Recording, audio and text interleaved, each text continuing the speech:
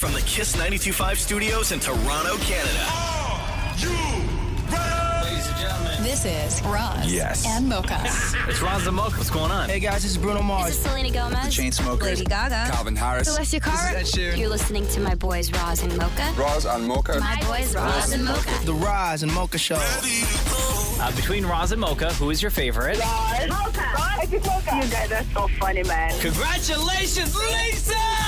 Wow! You just won $1,000. It's amazing. Y'all just made my entire morning. Keep it up. You guys are awesome, man. This is the Roz and Mocha Show podcast. Hey, Mike, you there? Hey, how's it going? Good, buddy. It's Roz and Mocha. So Mike is a huge fan of the show and listens every day and texts us all the time. And here's the latest text that we got from him, okay? I would like to shout out to my friend Julia. We got into an argument 2 weeks ago and I was acting childish and I want her to know that I'm sorry and I hope she can forgive me and we can still be friends again. I tried reaching out to her to apologize, but she has not talked to me ever since. She listens to you guys. Maybe if you guys could tell her that I'm sorry for me, she will forgive me. So what happened?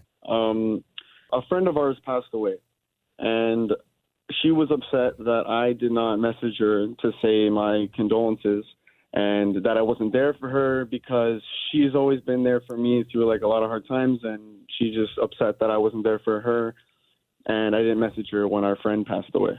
And it escalated, and I started bringing up things from the past. You know when you're mad and you just start saying things that you don't even mean? Like, it was just... No, I that, mean, like- no, I know. What was it? Just like a lot of low blows? Yeah, like it just got a little ugly. It got ugly. She told me get a life, and I said you too, and it got bad. And I regret every word, and I feel terrible. And she's my girlfriend's best friend. Oh, and now her friends want nothing to do with me, and they hate me. And I feel terrible because I value her friendship, and she was a good friend to me. And you know, and I shouldn't have handled it the way I handled it, and it was really childish and immature. So you tried reaching out to her, and she doesn't want to like even answer your call? No, I wrote her like a nice paragraph apologizing. I tried calling. I told her to call me, and my girlfriend told me that she said, like, yeah, I'm never talking to him again, and he's cut out of my life. I don't ever want to see him. Like, that's it. Oh, damn. Has your girlfriend tried talking to her to be like, hey, like Mike really, really does truly feel bad? No, yeah, she did. Like, she's kind of in the middle of it because she tried talking to her, but you know, it's up to her friend, and she says no. Like, she's pissed at me, hates me, and yeah. I'd say we should call her, but I don't know if that would even help. I have her number. Do you want to try? Yeah. Can we try, Mike? Is that okay? We can give it a try. I'm just nervous that, like, she's gonna destroy me on the radio. But Well, if that happens, then that happens, man. Let's see. yeah.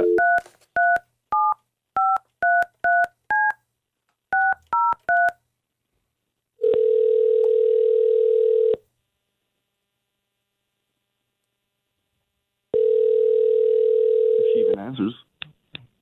Hello. Hi, Julia. It's Roz and Mocha. Hey. How you doing? I'm good. How are you? Good. Do you have a second to chat? Yeah. So, oh, God. Don't be pissed at us, okay? Okay. Okay. We're just trying to help the situation. You got a buddy named Mike, right? Oh my god. Okay, I'm sorry, but Just listen. hear us out and don't hear hang us up. out. Just Don't hear us hang out, up. okay? Hear us out. He filled us in on a little bit of the backstory, and he, from the conversation we had with him, feels incredibly terrible, takes full responsibility for everything that went down, and misses you as a friend. Mhm. And so what are your thoughts? I always help him through all his stuff, and then I kind of get on, Yeah. and then I don't know. I just felt like really disrespected, and I'm just kind of over it.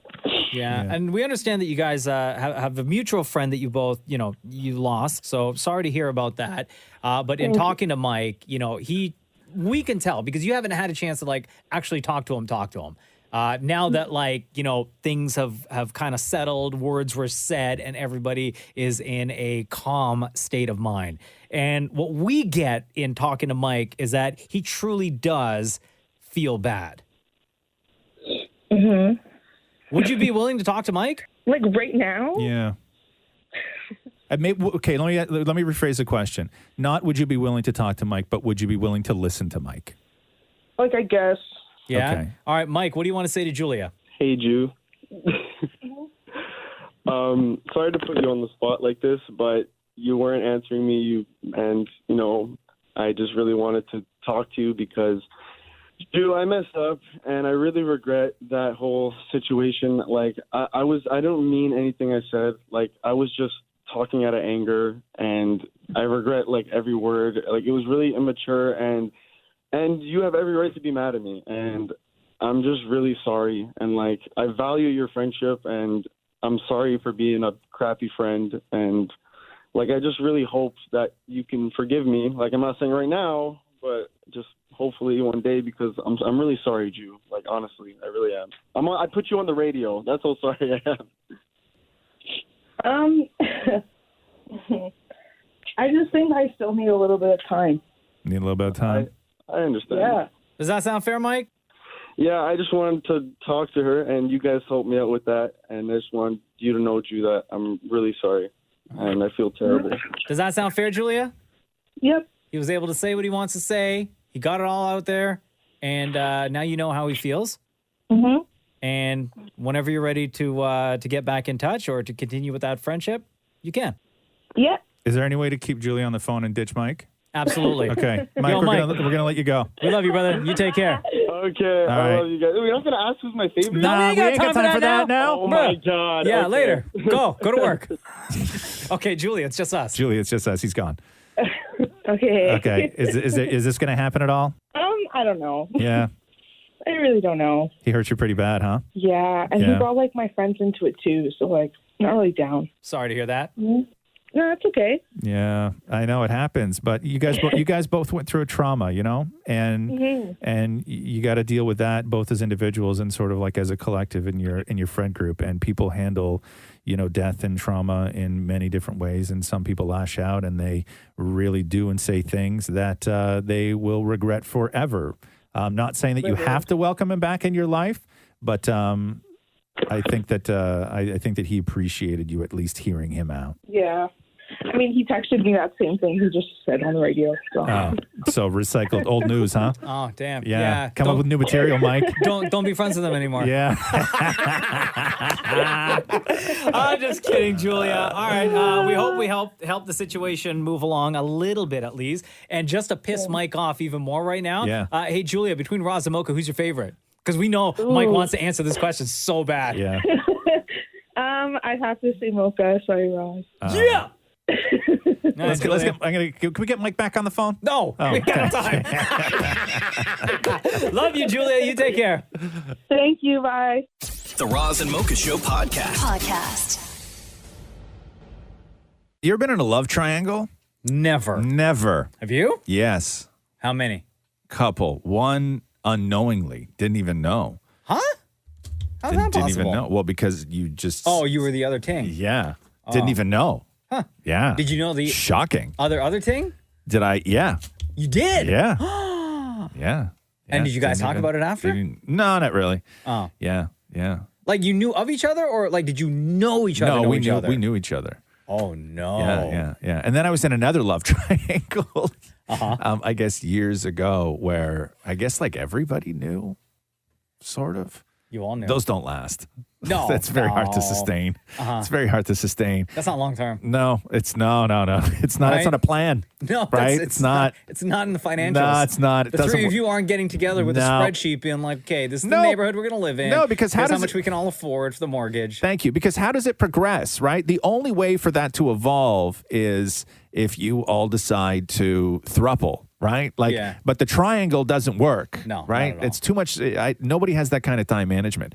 But Kristin Cavallari is being accused of being in a love triangle. So the rumors happened when she was spotted out with two of the guys from Southern Charm, Craig Conover and Austin Kroll, several times since her split with Jay Cutler. I have no idea who any of these people are, by the way. Do you know who I'm talking about? Do you not watch Very Cavallari? No, I have no idea. I know Kristin Cavallari. I like Yeah. her a lot. Yeah, but she's I don't great. know. I don't know who these guys are in her love triangle. Oh, yeah, neither do I. Jay Cutler used to play football. Oh, He's okay, hilarious. Cool. Yeah. Okay. I So mean, anyway, I guess not now. He's so divorced. so they split, right? We all Yeah. know that, and then there's Craig and there's Austin, and this is what people are accusing Kristin of being in a love triangle with. Yo, but the girl's single. Well, like she's living her life. Okay. If she wants to experiment and be in a love triangle, let her do her thing. Okay, but the rumors got so bad that she had to actually address them like head on. Listen to this. There's a little something that I feel like I should clear up. I do not feel like I owe anybody an explanation. Normally, I don't comment on this stuff. However, these rumors have been going on for about a year now, and some Instagram gossip page or whatever is saying that I'm involved in a love triangle, which it's not true. I haven't been involved in a love triangle since I was in high school. Oh, but you were. I'm not dating anybody. Okay. I haven't dated anybody in a few months, and these two guys that I've been linked to for the past year are my friends. That's it. I've never dated either one of them. Do they feel I can that guarantee way? that I'm not going to date either one of them, and it's possible for a grown woman to be friends with a grown man and for that to be it. So I'm not dating anybody. I can assure you of that. I've actually really enjoyed being single for the last few months. I guarantee you at least one of those two other guys does not feel the same way about the relationship that she does. Fam, she just friend zoned two at the exact same time. The Roz and Mocha Show podcast. On The Bachelor last night, things got like real awkward, man. So Mike P., who is the virgin, who Katie eventually did send home. I don't know what kind of life you have, but I'll tell you, the one thing no woman ever wants to hear is a guy that is competing for her heart look at her and say, you know what? You are just about a better cuddler than my mom. Excuse me? Listen to everything that went down on The Bachelorette last night. And man, do I love nurturers. She reminds me of my mom. You're laser salt. Oh, well, thank you. My mom brings a nurturing touch to everything and every situation that she comes in contact with. Katie does the same thing. Where do I belong? I will guide them right here. When I was younger, my mom and my sisters, when my dad was at work, they'd be watching TV and, you know, my mom would be scratching my head and I'd be passed out sleeping. Like that physical touch is everything to me. I think today was a moment where we were able to experience our first intimacy as a couple. Oh my gosh. My mom's the best woman I know, but Katie's a better cuddler. There's no question about it. My mom's gonna hate me for saying that, but at some point, every boy has to move on. Okay, you're a grown-ass man, dog. Weird. Don't refer to yourself as a boy. Super weird. Yeah, shut up about your mom. Like, I'm sure she's great and everything. Thank you, yes. But we're talking about, like, a romantic connection here. Yeah, you can't go into The Bachelorette or even into any sort of new relationship and start comparing the way that your girlfriend cuddles to the way that your mother cuddles. Yeah. Yeah, that's so weird. It's super weird, right? Yeah, I'm glad he went home. Yeah. You got to mom. send that home. Back home to mom. Yeah, exactly. Go get a cuddle. The Roz and Mocha Show Podcast. What's going on? How are you? I'm good. How are you? Yeah, good. I'm stuffed. I had too much lasagna last night. How much? What are we talking here? First of all, talk to me about layers. I need to know layers. Yeah, so interesting with so I have a kid who loves food and she's super adventurous, but she has just things that she does not enjoy. She's not picky, but she just has things she doesn't enjoy. Yeah. She doesn't enjoy, whether it's in a dish or on a pizza or anything, big gobs of cheese. It's just not her thing. Yeah. Right? And she's tried many times when I made a lasagna. And she doesn't like the ricotta, so that's not an option. yeah? No, not man. for her. I love ricotta. And she doesn't like big gobs of mozzarella or big gobs of like cheddar or anything like that, right? So I had to go find a recipe for lasagna that would be delicious, but she would also be able to eat. And so I went and I was just like digging and digging and digging. It's called spaghetti with meat sauce. No, I found this video on YouTube that was like in Italian, and it was some like Michelin star chef who runs some little tiny restaurant in the middle of nowhere in Italy. And I'm watching this video, and their ingredient. So the way that they build a lasagna is they make their noodles homemade. I didn't make my noodles homemade. Yeah. But you use a flat noodle, not the dry noodles with like all the ridges on the sides. Too thick. Okay. Too thick. Wow. So use a flat noodle, and the trick is you use a bechamel sauce. Which is what again? Remind me. So a bechamel sauce, it's one of like the key French sauces. So bechamel, first you make a roux, so it's a big like stick of butter in a pan, and then flour, and you make a roux, so you cook that down so it becomes like a thick paste, so it no longer has the flour taste to it. Yeah. And then you throw in like a bunch of milk, and it thickens up, and then nutmeg, salt, and pepper, right? That's a bechamel sauce. Okay. And then so you do that, and then you make your meat sauce. And with the meat sauce, no tomatoes. Interesting.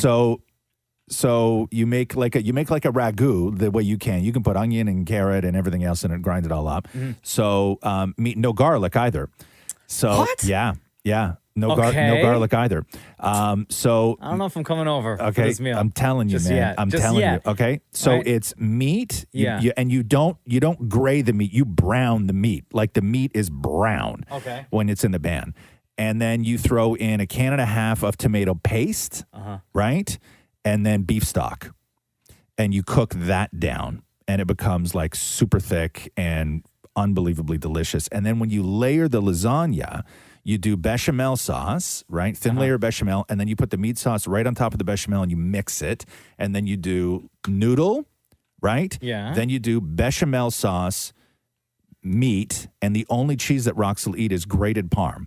So I do fresh grated parm. Thank God there's cheese in this lasagna. Fresh grated parm. Okay. And then noodle, You got me so bechamel, far. meat, fresh grated parm, noodle, Okay. bechamel, meat, fresh grated parm. And then when you get to the top, you do bechamel and fresh grated parm on top of that. All right, I'm getting in my car now. I'm driving over. With olive I'm oil. interested. This was hands down, pants down, the best lasagna I've ever made. And it had no ricotta, no garlic, and no mozzarella in it. Nothing.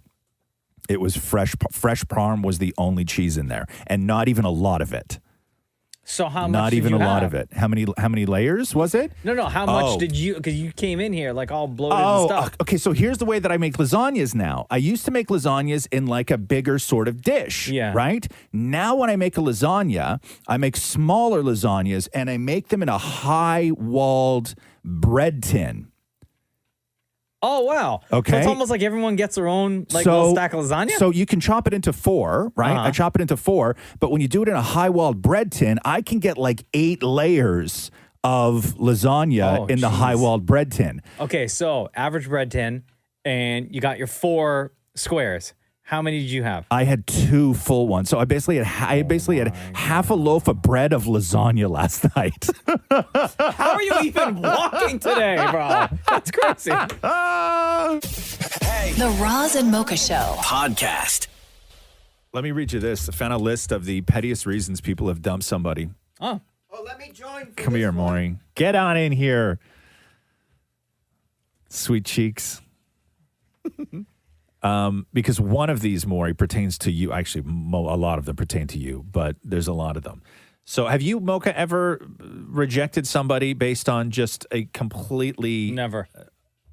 Shameless, petty reason? Never, Nonsense? huh? Oh, I have. Yeah. Maury, you go. Oh, I left a dinner once because I didn't like somebody's hairline. Wow. You of all people talking about hairline. Yeah. That big glowing bald spot on the back of your head. You got many hairlines that somebody could find offensive, Maury. Like the way that like your chest hair meets your neck, it's like too sharp of a line. Yeah. It's weird. It looks manufactured. Oh, I do that at home. Yes, I know. You can tell. You know when somebody shows you something really awful and you go, "That's cool," and they go, "Yeah, it's homemade," and you're like, "No." I know.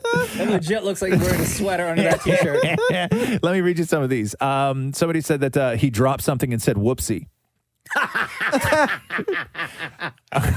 Somebody said he refused to eat any kind of vegetable. He was 25. Oh no.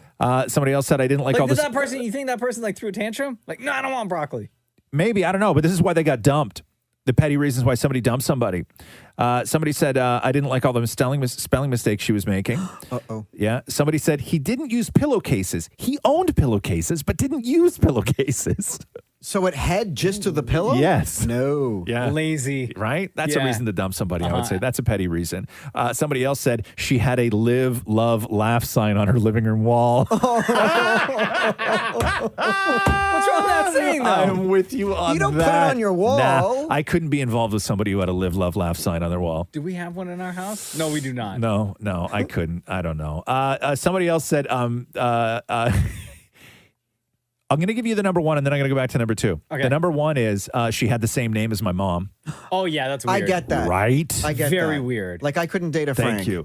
Here's the one that's pertains to Maurie. Somebody dumped somebody. This is the pettiest reasons why you've ended a relationship. Somebody wrote, he held his knife like a pen. No, it does not say that. Yes, it does. I held my knife like a Number pen. That's two on the exactly list. how you hold your Maurie holds knives. his knife like a pen. It's so weird. It's weird, Yeah. right? But how Also, else do you do it? hazard, too. Like, you Yeah. can cut yourself that way. Yeah, bro. it's not safe. If But your hand I've never slips, cut myself. Also, you get no leverage that none way. whatsoever. Right? Like, how are you going to cut into like a big, like a thick piece of steak? Yeah, I but if don't you know- hold or it like a chicken. normal person, then your knife is all wobbly into the meat.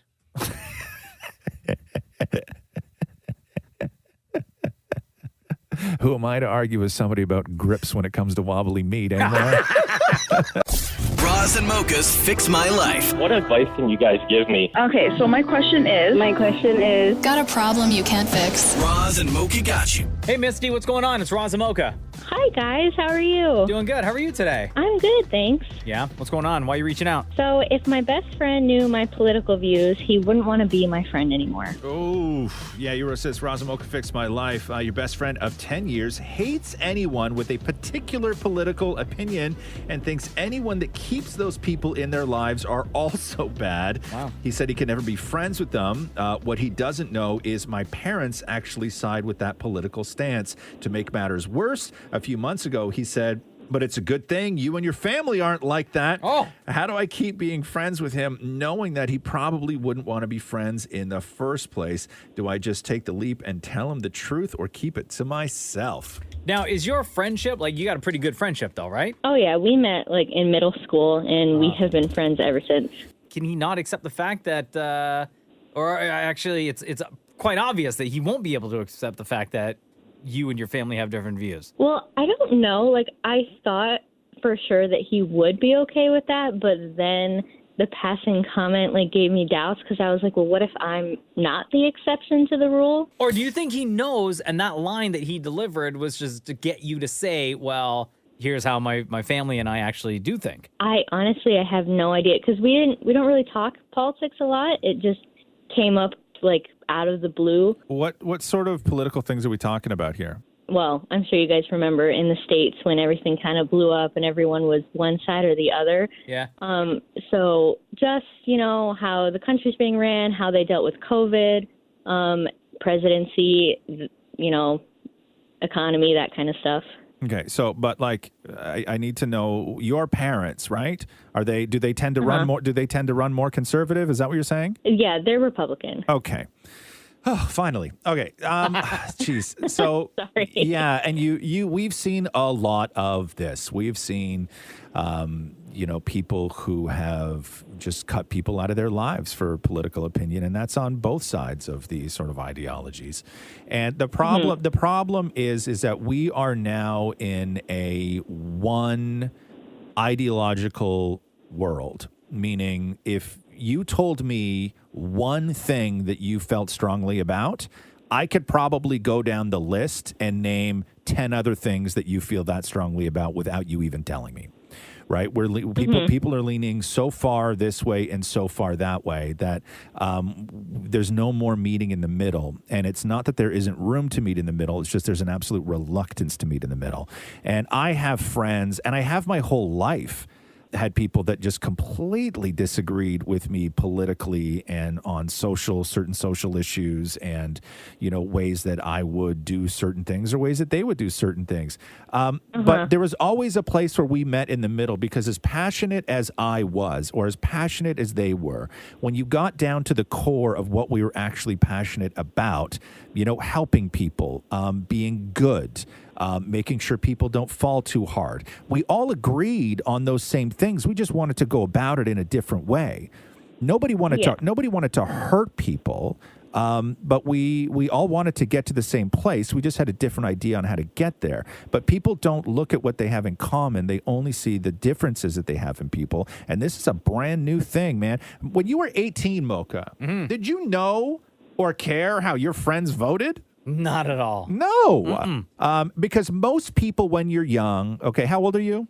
22. 22. So. Most people who are 22 or that 18 to sort of 21, 22, most people vote the way your family votes. Totally. Because that's just the way life goes That's in a your household. influence, right? That's your influence. That's the talk that you hear exactly inside the home anyway, Yeah, right? and then eventually you can, start forming your own opinions and you do your own research, you read your own books, you take your own courses, you make new friends, and maybe your opinions start to change. But the idea that at 22 you're going to start cutting people out, or if people cut you out of their lives because either of you refuse to see what you have in common and only focus on what the differences are, I think is a real problem. And your generation is the only generation that can fix it. Yeah, fair enough.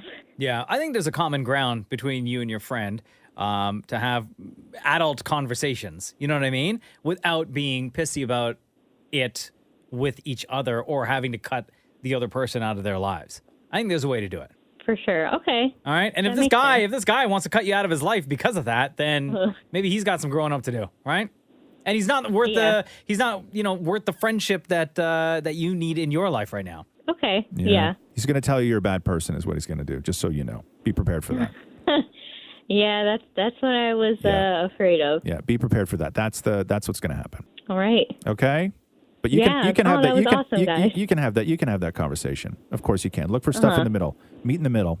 Meet in the middle. Okay. Yeah. Okay. All right. Thanks, Miss G. Thank you so much, guys. Roz and Mocha's Fix My Life. On Kiss. Space Jam: New Legacy is in theaters and on demand right now, starring LeBron James. LeBron James. I tried to get the Space Jam sneakers, the LeBron James sneakers, and they sold out in like minutes. Yeah. I wasn't fast enough. Okay. All the bots got them. What do they look like? They were, the ones I wanted were like orange and like a baby blue. Oh, okay. And then the other ones were like a pink.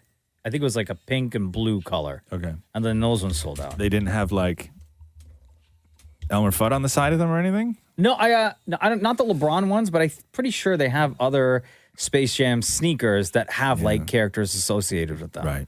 Right. Big ticket though. Hot item. Hot items, actually, because they got like a full clothing lineup. Our guy, Donovan Bennett from Sportsnet, was able to speak to LeBron James in promotion of this movie. You can see the full interview at sportsnet.ca, by the way. I'm so jealous. I'm so jealous you got to talk to King James. What's your relationship with the franchise? Do you remember watching the original film or even watching the cartoon characters when you were coming up as a kid? Well, absolutely. How could you not? I mean, when I was a kid, I grew up watching Bugs all the time. Taz, Sylvester and his battles along with Tweety, the Road Runner, dealing with the Coyote and the Coyote not being able to ever catch the Road Runner. Daffy, I watched all of them. I mean, that was part of my childhood. So, to be a part of their family, as loony as their family is, it was an honor for sure. I like how he thinks that he's friends now with them. Bugs, Taz. Kicking it with all them. Well, you know what? I guess in his mind, because I'm just as much friends with Bugs Bunny as LeBron James is. No, but what I think the difference is when LeBron James was like in the voice booth, let's say, right? Yeah. Doing stuff and maybe going over lines back and forth with Eric Bauza, who's doing a lot of the voices of those characters. As that character, if LeBron James is having the conversation with the character, maybe he just like feels like he's formed some sort of a connection. I'll tell you, none of those guys were in that booth with LeBron James.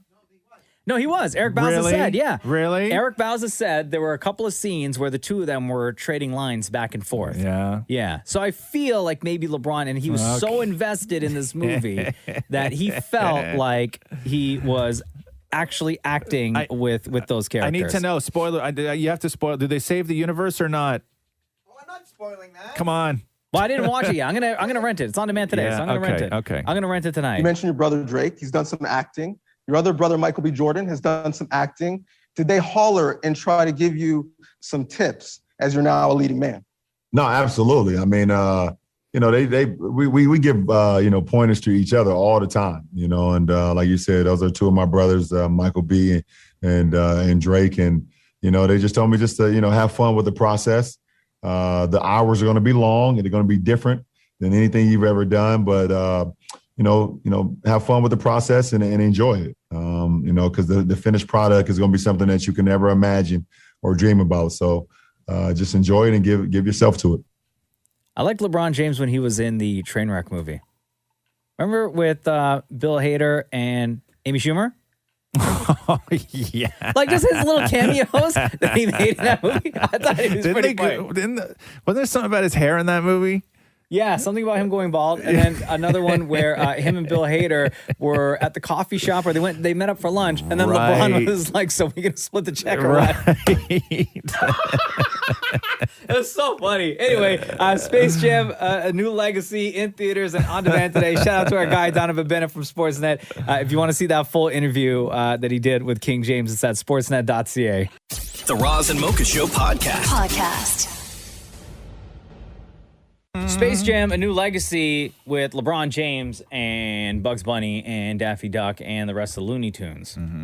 Out right now and got some pretty harsh criticism. People did not like it at all, including the director of the original Space Jam starring Michael Jordan. That's what you get. Back in the day. His name is Joe Pytka. And he called the reboot an uninteresting mess. He said it was so boring, he couldn't sit through it. Like, he couldn't watch it in one sitting. It took him 5 separate sessions to complete the 2-hour movie. But that's also pettiness too, though, right? That has to factor in there. Like, you took something they took something that you had done and you're really proud of, and you weren't asked to be involved in the reboot and all this stuff. So you're judging, he's picking it apart. You're judging the movie on a much harsher level than maybe what others are. But the reviews for it are awful. Yeah. So the director of the original Space Jam, by the way, that one was made in 1996. Yeah. He said that back then, Michael Jordan just wasn't the best basketball player. He was the biggest celebrity in the world. So shots fired right there at LeBron.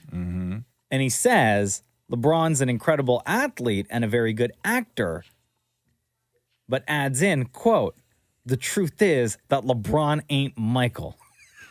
Wow, yeah, but he also says that man. In his movie, it tied the plot to Michael Jordan's personal life, where he retired from basketball and wanted to make the switch to be a professional baseball player.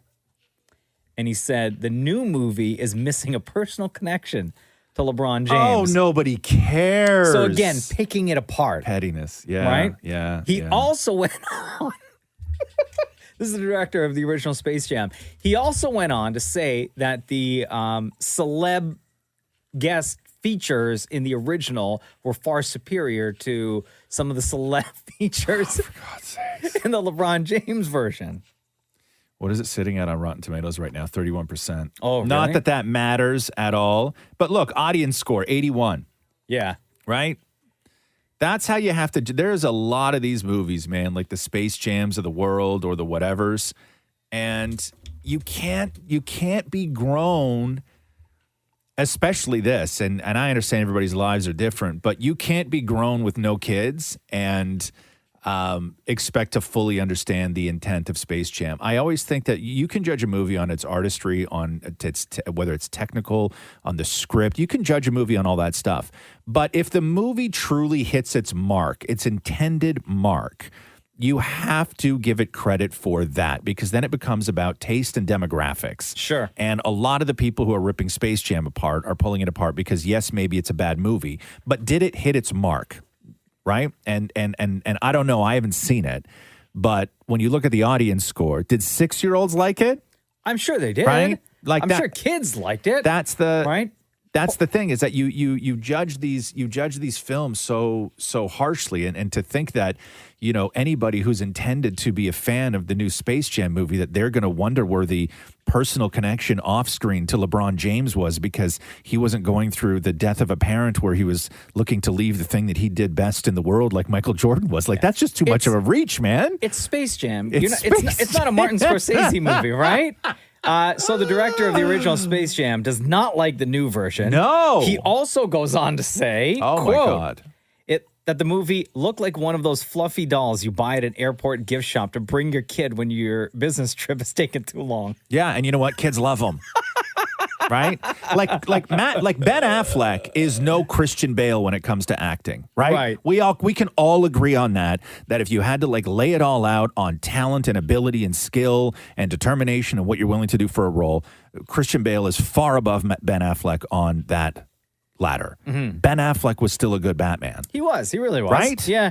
We were all kind of like skeptical. Yeah. But then when you watch him in that role. But we can all agree he's not Christian Bale. No, absolutely not. By the LeBron way, James ain't Michael Jordan. The director of the original Space Jam goes on to say that he's not mad at the new legacy. Oh, no, I didn't get that. Right? Space Jam and New Legacy. He's not Yeah, mad. I didn't get that at all. About the movie. Yeah. He just thinks that it sucks. The Roz and Mocha Show podcast.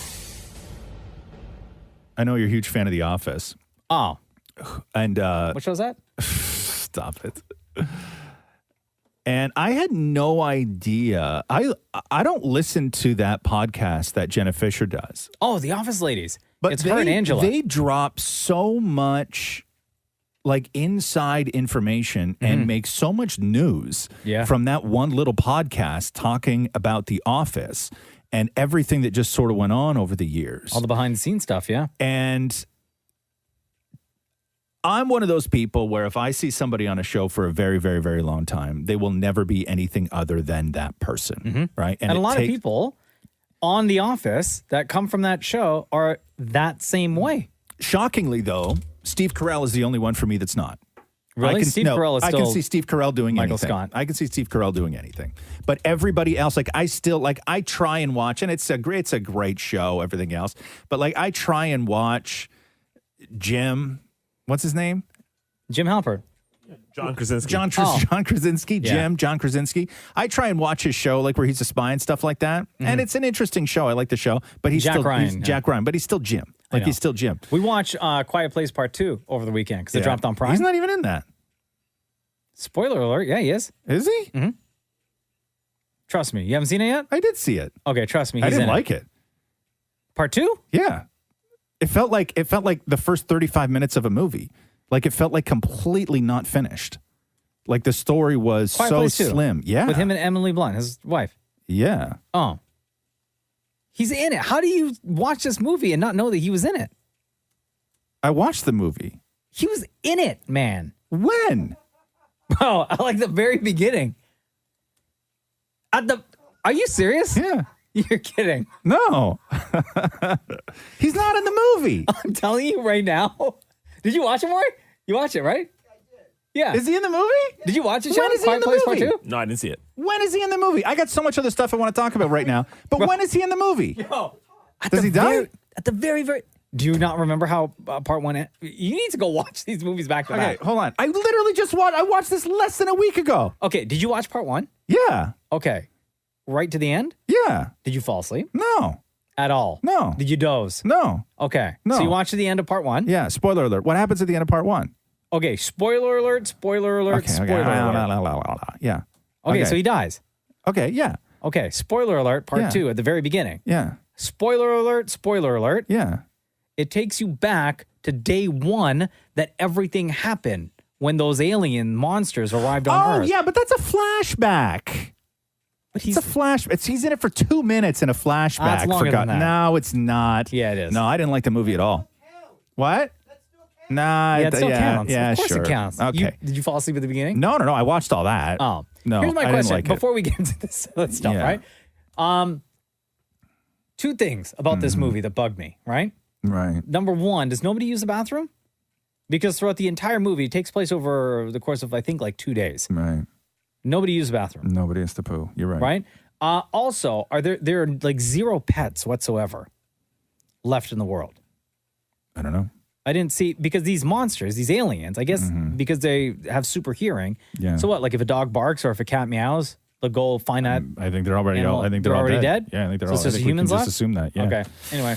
But you liked it. I Yeah. thought it felt No, like. did I like the movie? Yeah, no, That was all right. I thought it felt like 10 minutes of a movie. Anyway, so oh God, I don't even know what we were talking about. So that Office podcast. Yes. So Pam, Jenna Fisher, for a lot of people will always be Jenna Fisher or will always be Pam. So Yeah, you got Pam me Beasley. shook. And so listen to this story she tells about when she tried to move on from The Office. I was fired from a pilot that I did with Matt LeBlanc. It's on the air still, Man with a Plan. I was his wife. I got hired. I shot the pilot. While I was there, the network said they wanted more scenes with me. I was like, I am nailing it. After we finished it, they showed it to focus groups. They said, this is a literal quote, I don't believe Pam would marry Joey. The chemistry doesn't work between these two. Yeah. I didn't know I was fired until literally 2 days before they were going to announce it at the big press junket in New York. I get this call, and the first thing I said was, is it not getting picked up? And they said, it's getting picked up, but without you. And I was like, wow. Right. I guess I'll unpack my suitcase. Oh, damn. Yeah, because they looked at her. They still looked at her as Pam and Matt LeBlanc as Joey. And there was no way that Pam was going to marry Joey from Friends. Wow. So she lost the job. Oh. The Roz and Mocha Show podcast. Too hot to handle. People still catching up on this show. Yeah. I've been following Carly on Instagram. She's with that dude. Carly from Toronto is now in Los Angeles. LA. She moved to LA, right? Yeah. Okay. With what's his name? What's that guy's name? She's with the guy. I know the guy. And he was the latecomer to the show, wasn't he? Yeah. Did it start with an R? God, it seems like I watched that show. It was only like 2 weeks ago that I wrapped up that show. Yeah. Or 3 weeks ago. And it seems like so long but ago. she's writing stuff like they're making out on Instagram, and she's writing stuff like the only lips he'll ever kiss for the rest of his life and stuff like that. Joey. Thank you. Oh, yeah. He was kind of like, he was a little bit awkward, kind of goofy. I remember that guy. I like that guy. Yeah, I like that guy. Yeah. So now to Cam and Emily. Cam, for me, had the biggest sort of story arc on that show as far as the guy that he went in there as to how he grew up. Because that's the one thing I love about that show is that, it starts off and it's real hysterical that you take the horniest group of, 20-somethings and you stick them on an island. You tell them they're not allowed to do anything with each other or to themselves. Like they're just not, like there's no touching, there's no making out, there's no kissing, there's no nothing. And Cam was Cam broke a couple rules. He broke a couple rules, right? Just a couple rules. But he and Emily really went through this thing, and that's what I really like about that show is that it is more emotional than what you think it would be. So Emily and Cam still very much a couple. Are they really? Very much because a they couple. filmed this like a long time ago. I'm Yes. pretty sure they filmed season 2, which is on Netflix now. Season 2 and 3, back to back. Yes. So who knows? Yeah. Right? Wow. But just like they do on The Bachelor and everything else, you have to keep it quiet for a long time, and you can't see each other, and you can't hang out, you can't do any of that stuff. So Emily and Cam were on the Pretty Little Things podcast, and after you meet in that sort of situation where you're not allowed to do anything to each other or with yourself, what was it like when you got off the island? By the way, this is Cam and Emily talking a lot about sex, so do what you need to do with the volume. What was the first thing you guys did when you got home? We joined the Mile High Club. Oh, we did that, yeah. We both joined the Mile High Club. That was fun. Yeah, I think a round of applause is in favour. Guys, did everyone hear was that? fun. Not everyone joins the Mile High Club. I think that's some pretty big news, that. Well done, congrats. Thank you. I always forget about that. Yeah. I legit How forget. can you forget? So that was the first proper time, I guess. I mean, it was on the plane home from Fantastic. Well, obviously that is what the Mile High Club is. Yeah, I know. I'm just saying. Maybe there was another plane involved. I'm just clearing this up for people. But then, obviously, besides that, we did have sex like 7 times a day for a week. Jesus, I mean that's some good going. That's a pretty good stamina from you both. My nickname by his friends is Rabbit. Yeah, my friend was legit worried about me. Like he pulled me to the side when I was over because I was living with my housemate at the time. And he was like, "Oh, I think it's a bit too much now. He was like, I'm actually like, are you all right? And I was like, yeah, I'm fine. I was like, I'm all right. He was like, yeah, but it's a lot. Yeah, I mean, isn't it? And I think that's above average, to be fair. yeah, no, it was. Oh, yeah. It was. Hun, there's nowhere near that now. We don't keep that a month. No. We've been having sex a lot recently, thank you. Hold on, 7 times. Yo, I got just tired thinking about that. Let me sit down for a second. 7 times. Yeah. So anyway, that's the update. Emily and Cam still very much together. They seem happy as hell. And like from all the relationships that we've seen on all these different shows, these were two people that really should not have worked. No, not at and all. And the best part is that it's looking like it is working. Yeah. Which They're like is perfect for each other. Perfect. The Roz and Mocha Show podcast. Was it National Hot Dog Day today? Oh, is it? Yeah. Oh, love hot dogs. I crushed hot dogs the other night. I've had hot dogs 2 nights in a row. Or I had hot dogs 3 nights in a row until last night.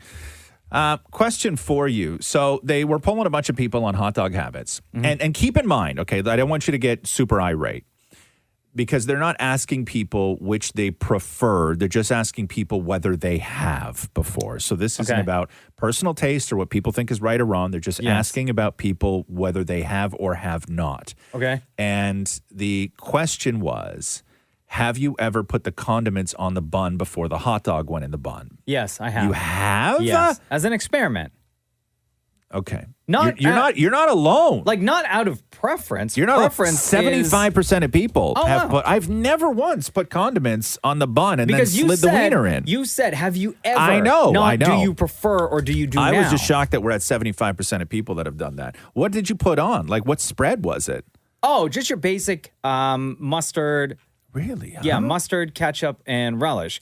Because I just wanted to see if it would change the taste. Yeah. And I found that you get the condiment taste a little later into your bites as you're chewing. Whereas traditional, my preference is hot dog in the bun, and then you put your condiments on top. Yes. Because I feel as soon as you take that bite, you get the flavor of everything right away. Right. I don't want wiener first and then everything else after. Right. I want it all together in my mouth.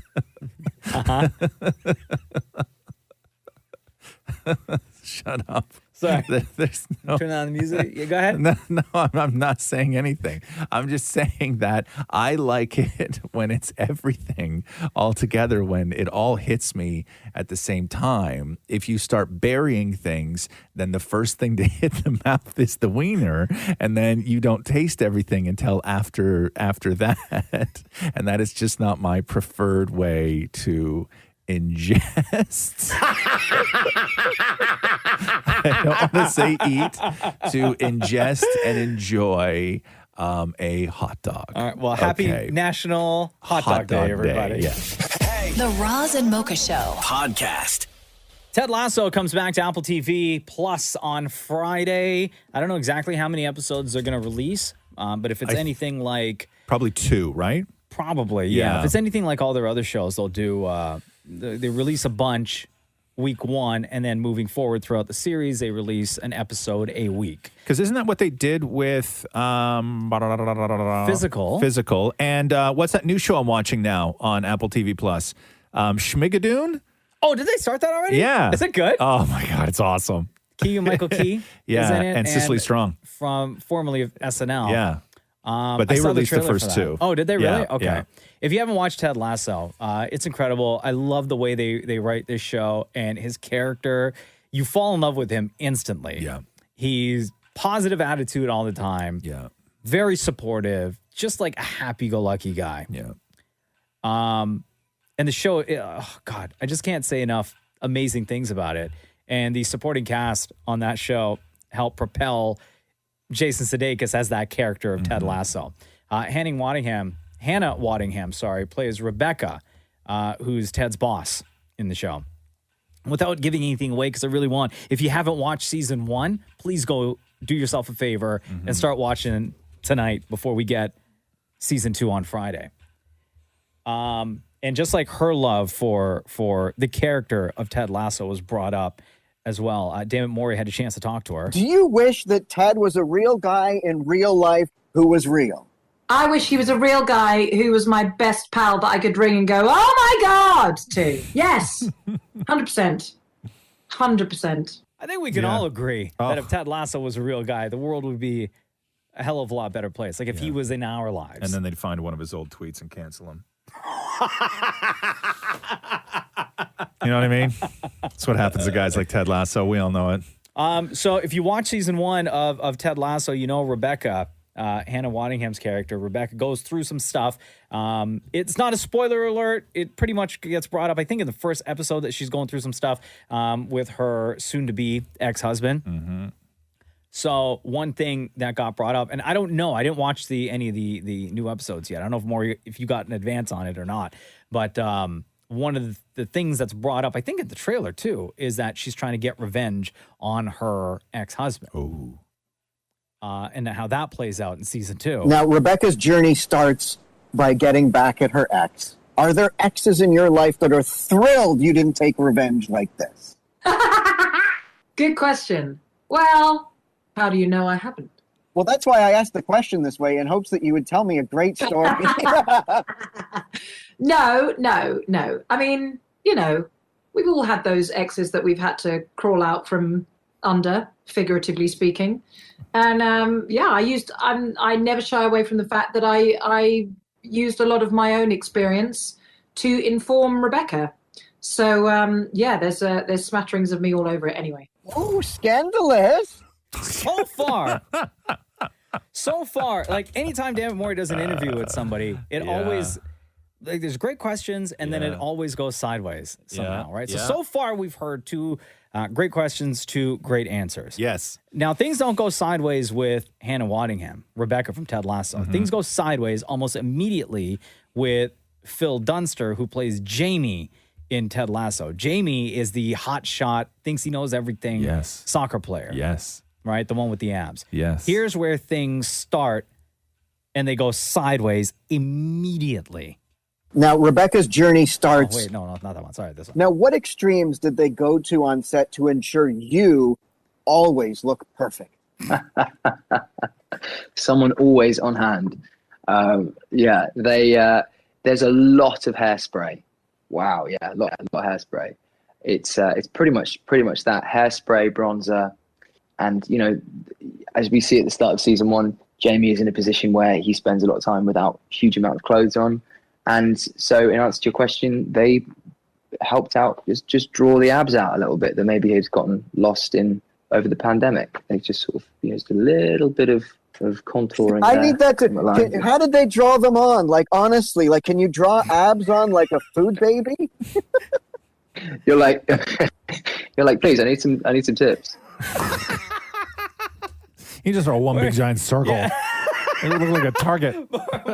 More trying to flirt with the hot guy from Ted Lasso. Anyway, season 2 is out tomorrow, or sorry, not tomorrow. It's out on Friday on Apple TV Plus. But please do yourself a favor if you haven't watched season 1 of Ted Lasso. Highly recommend.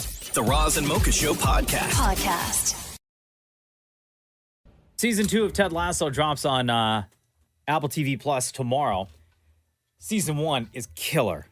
It's got like 20 Emmy nominations. Mm-hmm. If you haven't seen Ted Lasso yet, please do that. You need him and that character in your life more than you even know. And to me, Jason Sudeikis, who plays Ted Lasso, is becoming more and more like Ted Lasso in real life. Mm-hmm. Unless the Ted Lasso character is more of a reflection of who Jason Sudeikis is. Right. In real life. In the past, we've seen Sudeikis wear sweaters or hoodies with writing on it supporting different movements. And he wore a shirt to the season 2 premiere of Ted Lasso the other night. Mm-hmm. It was a black t-shirt with white letters that spelled out Jaden, Marcus, and Buyako on it. So he was on Stephen Colbert talking about that shirt. He was asked about that shirt in particular, because maybe not a lot of people know exactly why he was wearing that shirt or those names, who they are. Now, you wore a very interesting T-shirt to the season 2 premiere. Sure. Got a lot of attention. For those who may not know, what is the significance of the names on your T-shirt here? Sure. Well, Jaden, Marcus, and Bakayo are 3 of the English footballers from their national team. Yep. They were the last three young fellas that took the penalty kicks. They didn't turn out the way that certainly England would have hoped. Certainly a lot of us here in the States would have too, and people worldwide. And they caught a lot of guff online. The three young black men. Mm-hmm. And our show is rooted in both, despising things like bullying and racism and whatnot, but it also is rooted and takes place in London and England. And so, it was just our way to use this big fancy premiere to spotlight them and let them know we got their back and how much we support them. And yeah. Have you all been embraced by... Yeah. I mean, I don't mind taking claps for the show, but taking claps for that's nothing. What they've gone through and what they do, even Marcus, the remarkable things he did, leading up to the season during the pandemic and helping feed kids that weren't getting school lunches because they weren't going to school. Those are I hope it's understood that we're all clapping and supporting them. I'm just wearing a shirt, you know what I mean? But and it was just a way to humanize and personify those three fellas, and that's why I chose to use. Their surnames are on the back of their kits, their uniforms. So that's why I used their first names, the names their parents gave them, because they're kids, they're young men, and they should be, have the opportunity to succeed and fail and tie like everyone. Isn't that great?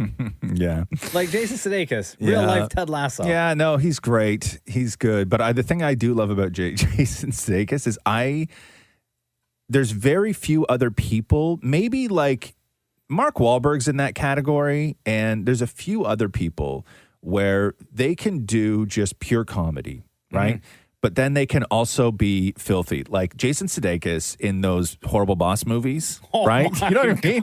Or any of those other movies where he's such a schemer and he's filthy and he's sleazy. Of Ted Lasso. The complete opposite of Ted Lasso. But for some weird reason, Jason Sudeikis can flip easily between the two because regardless of what he's doing, the one thing that he always is unbelievably charming. Mm-hmm. Even when he's a scheming douche, there's still a charm to him that he has, and that's what makes him so unique, and that's what makes that character Ted Lasso so unique. So we're all looking forward to it. Ted Lasso season 2 is out tomorrow. The Roz and Mocha Show podcast. See all those pics of Bennifer out and about in LA yesterday? Yeah. So they were house hunting. The story goes at the time, because then there was an update that they were looking at mansions together. And one of the places they looked at is a $65 million, 31,000 square foot place. Mm-hmm. 8 bedrooms, 12 bathrooms, and a bowling alley. And then people were like, OMG. She broke up with A-Rod 2 months ago and then immediately hooked up with her ex, Ben Affleck, and now they're house hunting. When you know, I guess. And then the update came later that, no, he was just being a supportive boyfriend. She's looking for a new place. He's just driving her around? And he's just tagging along while she's looking for this new place. Yeah. And they went to see a bunch of places together. But it would make sense. Let's just say... and that really changes the story, too, because you look at $65 million and you're like, if the two of them split it, that's fine, right? Yeah, you know what I mean? Totally. But totally. That's 65 mil, one person. J-Lo can afford it, though, right? I know, but still, that's a lot of money. But that place, let's say if they go for that place, right? If she ends up getting that place, that's big enough for her and her kids and Ben and his kids. Sure, I guess. I mean, other families have blended before where you don't need 9,000 square feet to do it. You know what I mean? Bathrooms, that seems excessive, man. It's, yeah. I mean, 31,000 square feet seems excessive. Because I'm such a, I like what I like, right? I'm very habit forming. Yeah. If I had a house that had 12 bathrooms in it, I guarantee you I would live my entire time in that house without having ever used any of them, all of them. Oh, yeah. Or even visiting all of them. Yeah. Guarantee. I'm not the type of person where I'm like, oh, I'm going to go try it out. I like what I like. I'm going to go to the second basement and use that bathroom. Yeah. If I sat on the toilet and there was not a mirror in front of me because that's how I like my bathrooms to be laid out. Oh, here we go. Right? I would never use that bathroom. At ET Canada, your other job, yes, the bathroom that you have there, yes, do they have a mirror? Of course, yeah. In your dressing room? Yeah. I have 2 giant mirrors in my dressing room. No, you don't. Yeah. 2? I have a full-length mirror, by where my clothes are. Yeah. So I get dressed and I can do a twirl. Uh-huh. Right? And then in my bathroom, I have a mirror like my sink is right in front of my toilet with a mirror over it. And I'm tall enough that I can see my face in it. So you can poo and do a twirl? If I sit. Well, you don't twirl when you poo. That's dangerous and cruel to the cleaning staff. You tried, though. I have to thank you, by the way. I used the bathroom like you yesterday. What do you mean? Like a human? Well, you sat in there for 2 hours watching Netflix documentaries. I sat on the toilet toilet for like an hour. Yeah. How'd that go? Heaven, right? It was unbelievable. Yeah. How much work did you get done while you were in there? A little peace and quiet? Quiet. I read. Yeah. I was like, you could get a lot done sitting on the toilet. Yeah. Did a leg fall asleep or no? No. I think because mine aren't as long as yours. Oh, my legs always fall asleep, and then I got to pick one up and prop it on the I side can of the get a shower. whole leg beside on the me. whole seat. Yeah. No, one of my legs always falls asleep, and then I have to prop it up next to me to get the blood flowing again. Did Dammit Matthew not wonder where you were? Has Dammit Matthew ever wondered where he was? No, he just doesn't care. No. The Roz and Mocha Show podcast. Now that things are slowly opening up across the country, major attractions are doing the same, prepping. And one attraction that gets a lot of attention is the CN Tower, the Edgewalk. This is where you go up like 400 feet in the sky and you step outside of the domey part of the CN Tower onto a massive platform that just overlooks everything right across Toronto and beyond. And they tether you and you just hang. So they're going to reopen starting tomorrow, and you can book your tickets right now, cntower.ca. And this is the 10th anniversary. You've never done this before, Roz. Hell no. I know Dan Maurie and I did it on year one. And FYI, if you are planning on booking your trip, whether you're in the city or across the country, again, cntower.ca. It's currently limited to 3 guests per walk. And they have physical distancing and everything. Sure. 300 feet. Yeah, that's enough distance, I think. To celebrate the 10th anniversary, Dammit Maurie decided to invite his father, Frank, to be a part of the CN Tower Edgewalk experience. Right. Now, for anyone who doesn't know, Dammit Maurie's dad, Frank, who we love, had heart surgery. Right, man. This isn't the smartest thing, dude. Like 3 years ago. Yeah, even still, 3 years. That's not long enough. Not at all, right?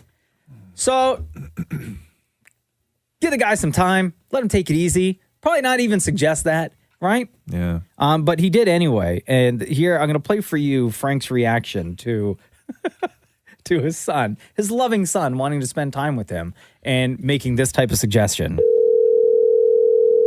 Hello. Hi, how are you? Wonderful. Yourself? I'm good. It's always great to hear my father's voice. Okay. What is it that you're looking for, or what would you like? I have for you the epic father and son date night for you and me.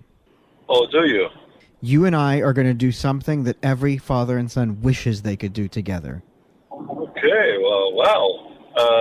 What, pray tell, do we have? You and I, Frank and Maurie, are going to do the CN Tower Edgewalk. What? Do you realize that I had a heart issue that I overcame? Is this safe for me? What's the worst that can happen? You might be going home alone. I didn't realize that was a bit of humor. Okay, bring your will along with you. Oh. Oh, wow. I didn't think about that. Okay, well, I might have to have a couple of drinks before I do that. Okay, you're buying. That's one thing you're not supposed to do. Okay, I'm not. Because if you don't know, before you do the Edgewalk at CN Tower, you actually have to do a breathalyzer. Do you? You can't show up a little buzz? No, you can't. Come on! Yeah, you got to do the What's breathalyzer. fun in that? You got to do a breathalyzer before you head up there. So Dammit Maurie took his father Frank, who had heart surgery like 3 years ago. Also, I'm sure people have done that on shrooms. 400 feet up in the air to the Edgewalk because there's so much. Yeah. There's so much stuff. Okay. Poor Frank with that heart of his. Sober. Right? Sober. There's so much to get into and to break down. So we'll do that in like 3 minutes. The Roz and Mocha Show podcast.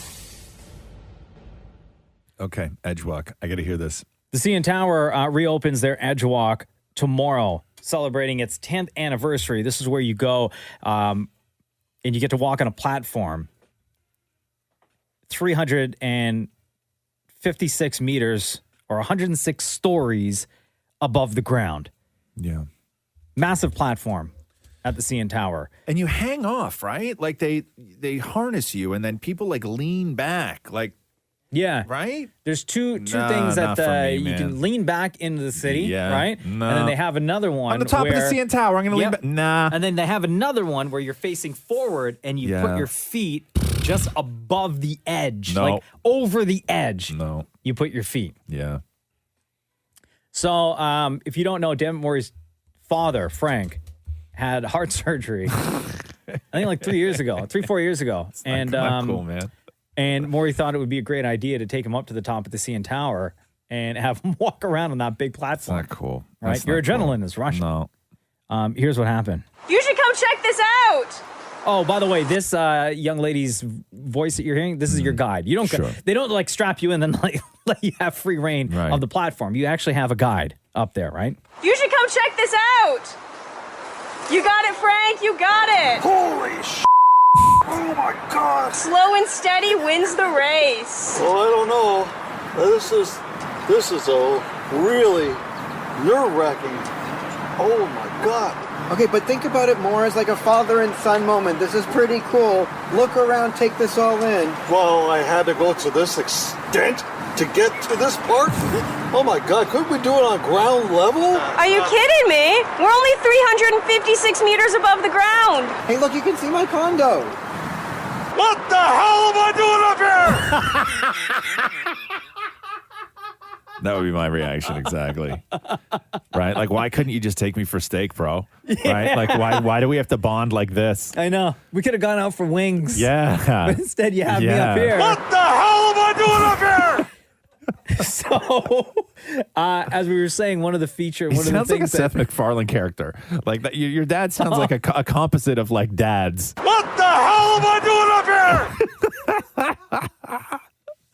So what do you think happened when the tour guide, when you're up on that Edgewalk, then says, hey, we are now going to lean back, sit back into the city with your arms winged out. No. Spread right across. No. We're gonna have our feet shoulder length apart, flat on the platform, and then just walk it back. Once our heels are over the edge, straighten those knees and point those toes to the sky, shoulders back, and we're chilling like a villain. Okay, I got it. Okay. When was the last time you sat down? You wanna check into my regularity? You got it? Yeah, you can lean back a little bit. There we go. Do you want me to check in next week? Well, quiet. Yeah, now lean back a bit to get those feet out in front of you, and now just walk it back. Are you having fun? Yeah, I'm having just a... But in all honesty, can we have an emotional moment and realize how cool this is that we're doing this together? Emotional? Yeah, well, don't have a moment way up in this altitude. Oh my God. Did he just make a poop joke? I think so. Yeah. But all is good because Frank made it and enjoyed everything about the Edgewalk at CN Tower. I think your congratulations are in order, because we've just completed the Edgewalk. Yay us, we did it! You know what? I think that was quite a feat, quite an adventure. And we did it together, father and son. Let's not forget that. Yeah, let's not forget that. I mean, I don't remember in my beginning of my fatherhood that I was going to be standing way up here, risking my life once again for you. Holy mackerel. Did I sign up for this here that I was going to put my whole life in jeopardy? And I'll add this, and you didn't even have another heart attack. Thank you for that. No, but you did put me at risk. I think I said risking my life for you again. I know. Again, like this happens all the time. How many times am I almost going to have to die for you? The Roz and Mocha Show podcast. Did you hear about Fox's new competition reality show? that they got coming out this fall? Fighting? No, it's called Alter Ego. Alanis Morissette, will.i.am, Nick Lachey, and Grimes, Elon Musk's wife. Really? Will be judges on this judges. show. Oh, I thought they were saying. No. I was like, God, that's a weird group of. So they're going to debut this on Wednesdays right after Masked Singer. Yeah. Right? And now with all the reality shows, all the singing competitions, it's all about the voice and not what they look like. Right. It's a gimmick. Or they're trying to do this. Yeah. So with the Masked Singer, you're dressed up in costume. You can't see who the person is. Yeah. Judge based on your voice, right? So Yep. they're taking this one step further. Contestants will perform as their, quote, dream avatar using motion capture and visual effects to become, as they say, the performer they've always wanted to be. I'll tell you, I've thought this for a long time. We are not that far away. And if you think for 1 second that we are not eventually going to get to a place of where singers sing out their butt, you're wrong. Excuse me? It's going to happen. Out of your butt? Yeah, it's going to happen. Yeah, 100% it's going to happen. How? How does that even work? I don't know. If I said to you there's going to be a singing competition where instead of a person standing on the stage, they're going to be an avatar, would you have been like, oh, yeah, I see that coming? Yeah, but they're still singing like singing with their mouths. Yeah, but then it's going to be like a butt. Like you'll just see the butt move, and there's going to be some sort of mouth on it, and the voice is going to come out of it, and that's mouth gonna, on a butt? Yep, absolutely. You wait. It's going to happen. It's going to happen. Like with lips? Maybe with lips, maybe not with lips. I don't know. so gross. I don't know which would be more. I don't know which would be more weird. Actually, I think with lips. You think with lips? Actually, but would it have teeth? Teeth and a tongue? Okay. Because you need all that to sing. Maybe we move the whole show over to Food Network. If that's the case. Would it have a beard? No. Oh, that's weird. Yeah, come on, Maurie. Jesus, man. What is female butt? Yeah, so they're avatars then, Yeah. right? And you then what? Have to guess? You then have to judge based on strictly voice, right? And not pay attention, I guess, to But the then avatar. who moves on in the competition? A real person or the avatar? I assume it would be your avatar, and then the person, the big reveal. Because I tried to watch the promo, but they have it blocked in Canada, which is so dumb. But I imagine that you move on, you progress throughout the show, the competition. This is a perfect in avatar. opportunity for me to talk to you about ExpressVPN. Do you ever? Okay, no, I'm just joking.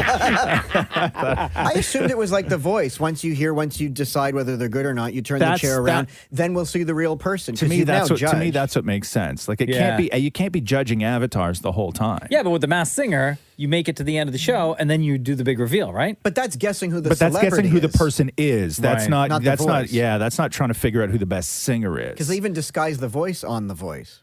Or on The Masked Singer. Yeah, those people can't sing. Yeah, You think Caitlyn Jenner could sing like that? Hell no. Absolutely not. Hell no. So if you're interested, this new singing competition show called Alter Ego. I'm more interested in the butt one. I know. Of course you are. So dumb. The Roz and Mocha Show podcast. So you know me, casual Drake fan. Oh, super Cash. casual Drake fan. I don't know why you're afraid to be a fan of things. Like you treat your love for Drake, who you DM, and I know you DM and don't even deny that you DM him. I mean, I did respond to something that he posted on IG stories over the weekend, and I was just like, can't wait for the album or something like that. I've seen other stuff too where you're even public about it. Like he'll be like, got any room on that plane for me? You know what I mean? Like, Okay, that was twice. yeah. Okay. Anyway, super fan. Everyone's waiting for the new Certified Lover Boy album because he hasn't released anything since 2018. Like his official full-length album was Scorpion. That was June 28th of 2018. That's coming from a casual fan, right? Over the weekend, he made an appearance. Actually, I think it was a Thursday. Thanks. Over the weekend, he made an appearance on a radio show where he was talking to the hosts about being in album mode again. The album's done. He was going to make a quick flight over to Vegas before returning to Toronto to finish the album, Right. which signifies again that we are getting closer to album release date. I think he's redoing the album, to be honest with you. And that's the thing, because when he announced way back when, because he first announced in April of 2019 that he started working on a new album. And you think that he worked on it, it was done, And then he went heard back. it, didn't like it, and scrapped it. Yeah, I think he's a perfectionist, and I think that there's nobody in his organization who can fully take his hands off something. I think he just keeps working on it. Because after that April 2019 announcement, 3 months later, he posted a whole bunch of pictures on IG, which I may or may not have seen, and he captioned it Like them all. with album mode. And then in December of that year, he made an appearance at the Babies concert in Toronto, and he said this. I love you with all my heart. I'm gonna go back to the crib and try and finish this album up so we can turn up 2020. So then we get to May 2020, and Drake releases Dark Lane demo tapes, which featured the song Toosie Slide, which we all know and love. And even that album just had like a bunch of previously released tracks that we all already knew. And then here's how summer 2020 played out. In July, an engineer who worked with Drake forever said that the album is 90% done. And then on August 14th, Drake announced the title of the album, Certified Lover Boy. That same August, he released the lead single from the album called Laugh Now, Cry Later, Yeah. which again, us casual fans were like, the album's coming, because then on his birthday in October, he released a video promoting the album coming out in the new year. And then in January, we find out that the album got pushed back because remember, he like rolled his ankle, he hurt himself, he needed to get better. And then he announced in April that the album was going to be pushed back again. So then this past March, Drake released Scary Hours 2, the mixtape, which included 3 songs, What's Next, Wants and Needs, and my favorite out of all 3, Lemon Pepper Freestyle with Rick Ross. Drake's been making guest appearances on other artists' records. Like he was on Migos' album, he was on Young Thug's album, he's been making appearances like he was at the Billboard Music Awards, he was at LeBron James' private like Space Jam 2 movie premiere. So he's been in and around all over the place,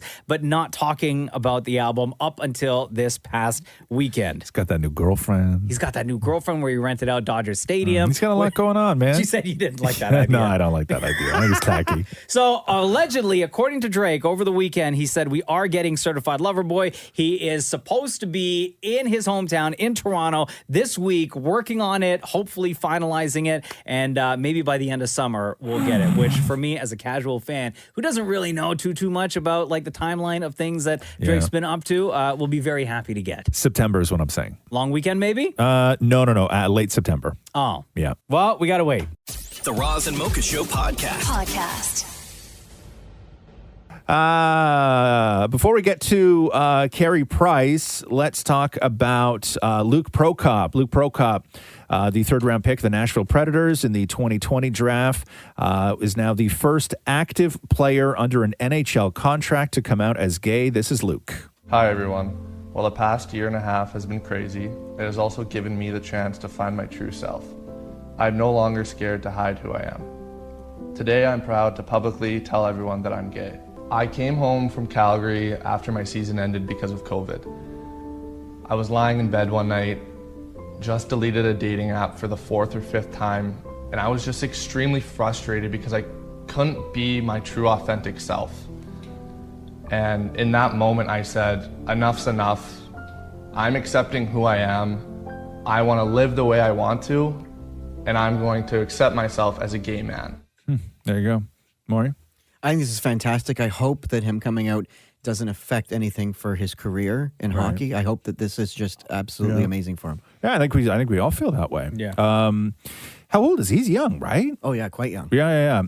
Carey Price, the big story with Price this week, a couple things. One, he could miss significant time next season, whether it's a hip injury or knee injury, or even if it is an injury, who knows? But he opted to leave himself unprotected in the expansion draft that goes down tomorrow with the Seattle Kraken. Still don't know how I feel about that name. No? I think you'll get used to it. I guess. I'm already used to it. The Kraken. Release the Kraken. Yeah. We talked to Carey Price last week before any of this stuff went down. He was doing a real great project with Amazon Canada where they teamed up with Carey and his wife Angela to surprise a local hometown hero, a woman named Heather Sim, who is a lead volunteer with the Breakfast Club of Canada. If you want to see any of that video, they gave her like a beautiful house makeover, everything else. You can check that out at amazon.ca/hometown heroes. But when we talked to Carey, he was out west sort of spending time with family and wondered what his little one, his 5-year-old, like what does the 5-year-old say to you when you come home finally after having come just so close to winning the Stanley Cup? She was disappointed. She's she's aware of what's going on. She always said, "Dad, let's go get that cup." You're such a kind soul, and that has never been up for debate. Everything you've done out west with the fires, but is there a part of you, being as good of a person as you are, that enjoys just a little bit the amount that you have pissed off Toronto Maple Leaf fans? Oh yeah. Yo, why you have to say that, man? We've been having, the past 5 minutes, we've been having a moment here with Carey Price. Yeah, I know. You know what I'm saying? But I need to know if you love it. I need to know if you love it, because you have to understand, single-handedly, you are responsible for breaking not hearts but souls. Hey man, I got a lot of love for the Six. I've spent a lot of time there over the last few years. I was able to win a World Cup there. Seems like we spent a lot of time there being in the bubble. And, summertime Toronto is a really nice place to be. But when it comes to hockey, man, it's a whole different story. Roz and Mocha's Fix My Life. What advice can you guys give me? Okay, so my question is...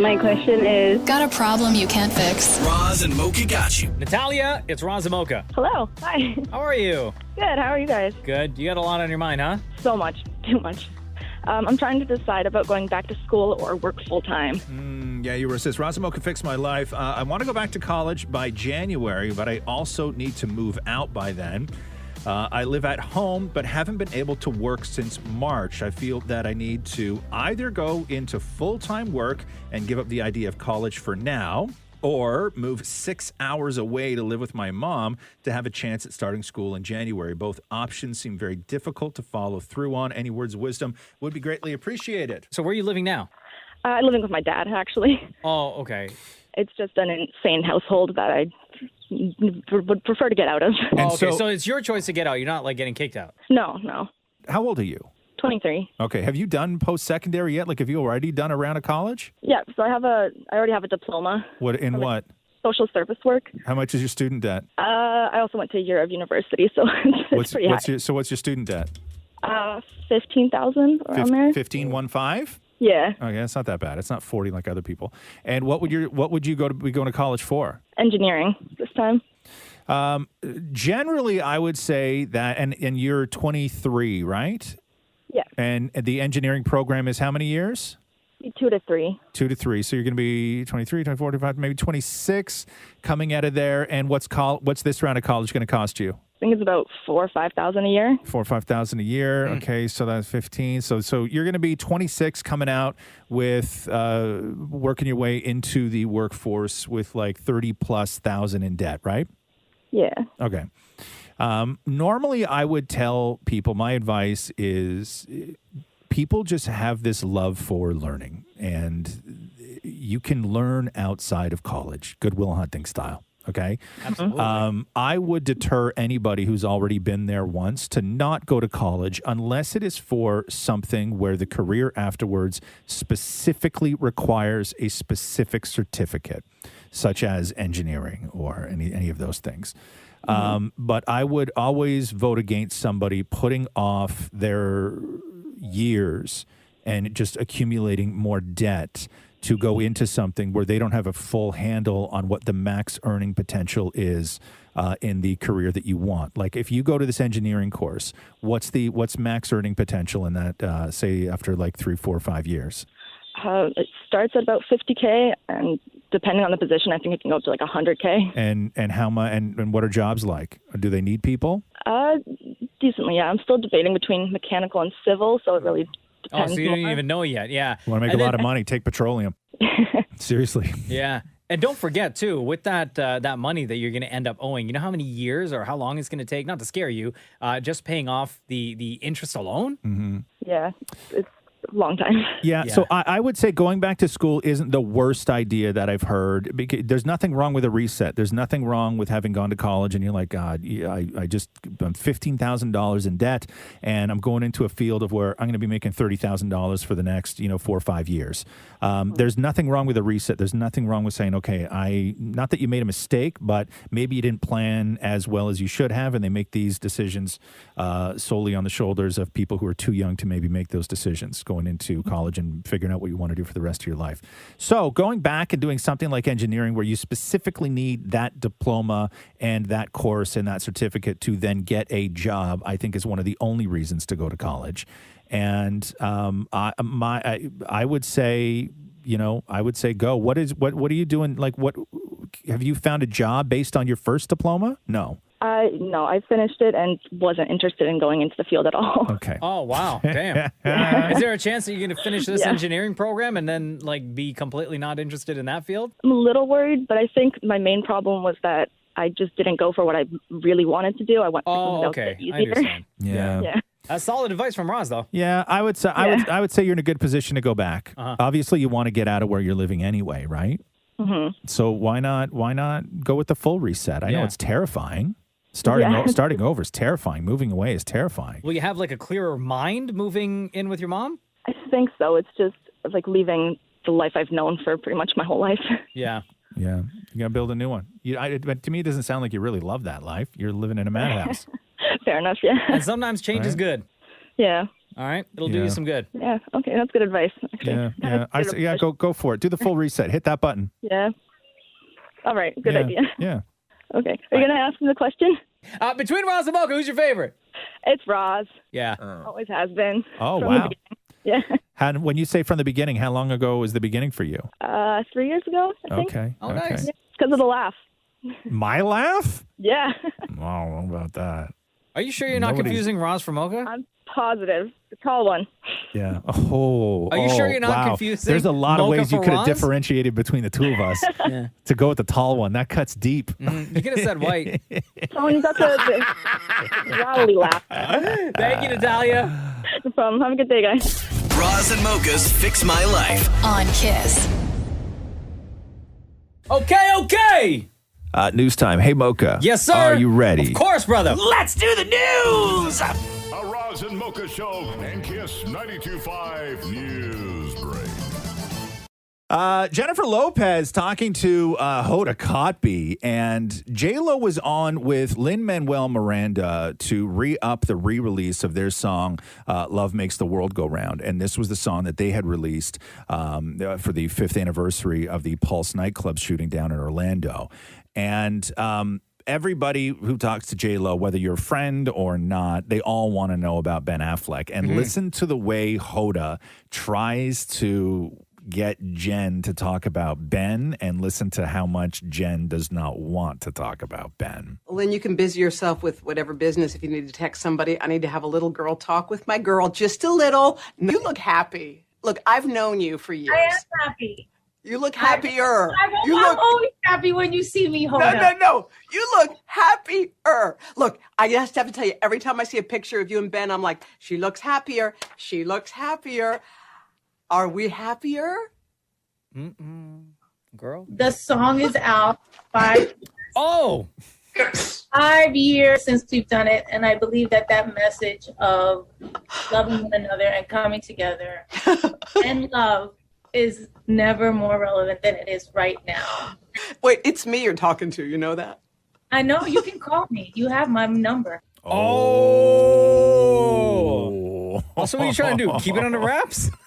Yeah, It's not like you can keep it a secret. I know, but also it was weird because I understand that there's a certain amount of nervous laughter in there. But when Hoda is sort of like laughing through the idea that J-Lo's deflecting, what J-Lo's talking about is the song that was honoring the Pulse nightclub shootings, right? You can't go back to the uncomfortable question. laughter is just like, I don't know, it makes the whole thing a little bit weird. But what are you gonna do? You got to shoot your shot, I guess, even when you're Hoda Kotb.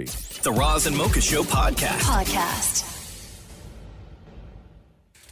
With the opening game set to go down on Friday in Tokyo. Maybe. Brisbane. I don't know how you say that, Australia. Is it Brisbane or Brisbane? I say Brisbane. Yeah?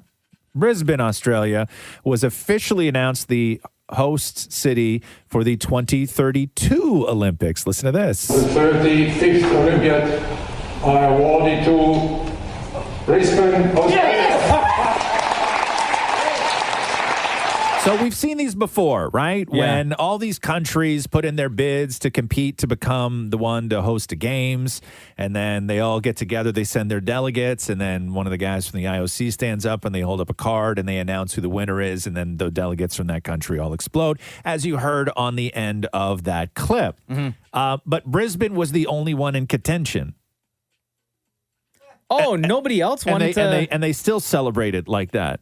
So Like they didn't know that they were going to win? So they were picked to host the 2032 games. They were the inevitable winner because it was basically a one-city race steered by the IOC to avoid rival bids. So the games are going back to Australia after 32 years because you remember the 2000 Sydney Olympics. IOC gave Brisbane exclusive negotiating rights back in February. So they didn't allow anybody else? So the decision left Qatar, Hungary, and Germany, who are putting together bids to host the 2032 games, sort of off to the side. Oh. So there were other countries that wanted to put in bids to host the 2032 games, but the IOC gave the exclusive negotiating rights to Brisbane. And so after all this time, they still stood on a stage. The guy held up the card and was like, the winners of the 2032 Olympic Games, Brisbane, Australia. And then everybody cheered. The 35th Olympiad are awarded to Brisbane, Australia. They're like, yes! I can't believe it's us. I know, it's weird, right? Well, they are looking for a slogan for those Olympics. Maybe they can call it the crikeyest of the crikey. The crikey. That's a good one. Australia 2032. The Roz and Mocha Show podcast. There is a Toronto gym that has banned vaccinated people from coming through its doors. Oh, God. One of the founders of a gym located out in south of Etobicoke has made it clear that he's not looking for business from anyone who has chosen to get the COVID-19 vaccine. Co-founder of Fearless Studios, Mohammed Abedin, posted a statement on Instagram and on Facebook this week indicating that the Boxing Gyms Club will not be accepting vaccinated members. Quote, for the safety of our members, the Fearless Boxing Club will no longer be accepting those who receive the experimental COVID vaccine. Our current members, including doctors, nurses, teachers, parents, and many youth, feel safer waiting until more research is done on the side effects of that are being discovered right now. So, is this the same gym that throughout the pandemic they defied like all the rules and still wanted to like hold workouts outside and kept getting tickets? That I don't know. I don't know, to be honest with you. Gym. This is the first time I've read this. Oh, okay. I've read the name of this gym before. I could be wrong. I'm not trying to say that this is. I'm just asking the question.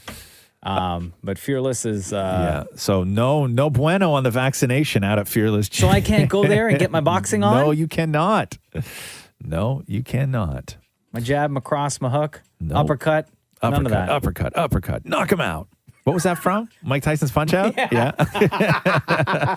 The Roz and Mocha Show podcast. Margot Robbie. Does anybody not like Margot Robbie? No. She's pretty much universal, right? Yeah. Like, we all agree Margot Robbie's just awesome. Like, she's not a polarizing, like, there's a lot of other sort of peers in that category that are even slightly polarizing to people, or you just don't like something about them, or you've not liked something given us they've a reason. done. Margot Robbie, people just love Margot Robbie. Like, she's awesome. She's nice. just loved. Margot Robbie talking about working with John Cena. John Cena on Suicide Squad.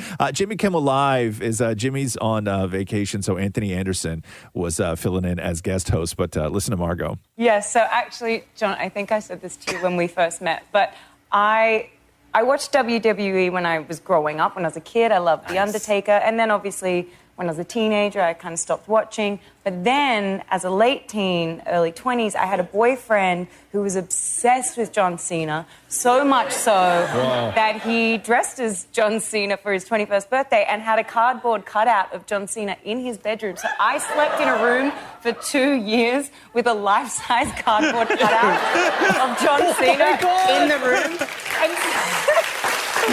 Really? Yes, and sometimes I'd wake up in the middle of the night and be like, and then I was like, oh, it's just John Cena, it's okay. And it was, I remember thinking, I wonder if now that I'm going to work with John Cena, like, should I tell him this or is that going to be weird? And I thought, I'm just going to keep that to myself. I'm not going to tell him that'd be a weird way to start our working relationship and friendship. And then 5 seconds into meeting him, I was like, I used to sleep in a room with a life-size cutout of you. I couldn't even imagine with the jorts, the sneakers, the green shirt, the wristband, the hat. Yeah. Probably back then, too, the big chain. Yeah. With the spinner on it. Yeah. But it's interesting, though, to when you realize that a young Margot Robbie was attracted to somebody who was a massive John Cena fan? Who would wear jorts for his birthday. I know. Like, that was Margot Robbie's type of guy, right? Like, jorts and a chain for his He's birthday. like, don't worry, babe, you look so hot right now. Yeah. The Roz and Mocha Show podcast.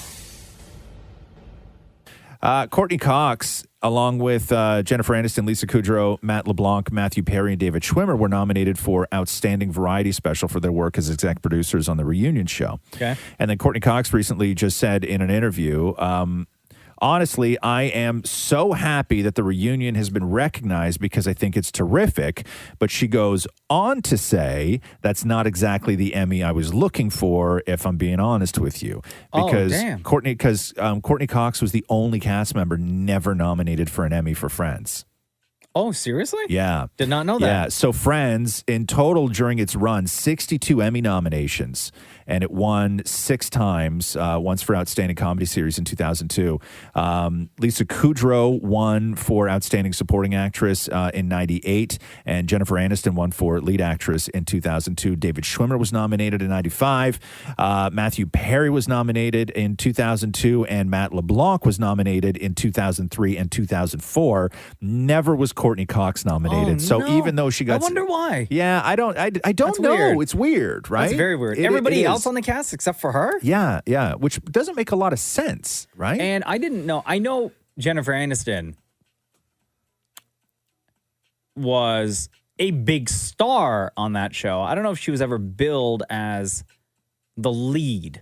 Courtney Cox was the big star on that show. Courtney Right. Cox was the only one anybody knew. Because Courtney Cox, in my opinion, there were more storylines around her, especially later in the series when her and Matthew Perry, when her and Chandler got together. No, that was way later though. But Yeah. they didn't work Courtney Cox's character the same way they worked the other characters. I guess. I always felt that she got a little bit ripped off in the early seasons because she wasn't likable, right? And that's the problem, is that everybody else was likable on that show, but Monica was the buzzkill. Yeah. And I don't know whether this sort of character development had anything to do with it. But Courtney Cox, when they started that show, she was the big name.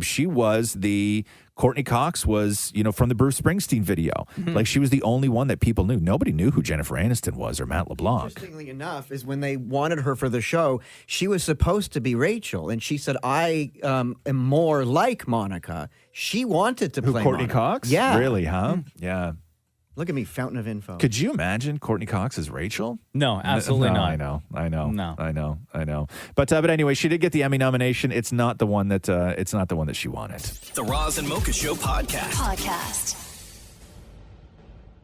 Where are we here? Kate Beckinsale. Who is she married to? Michael Sheen? Is that who it was? She had a kid with Michael Sheen?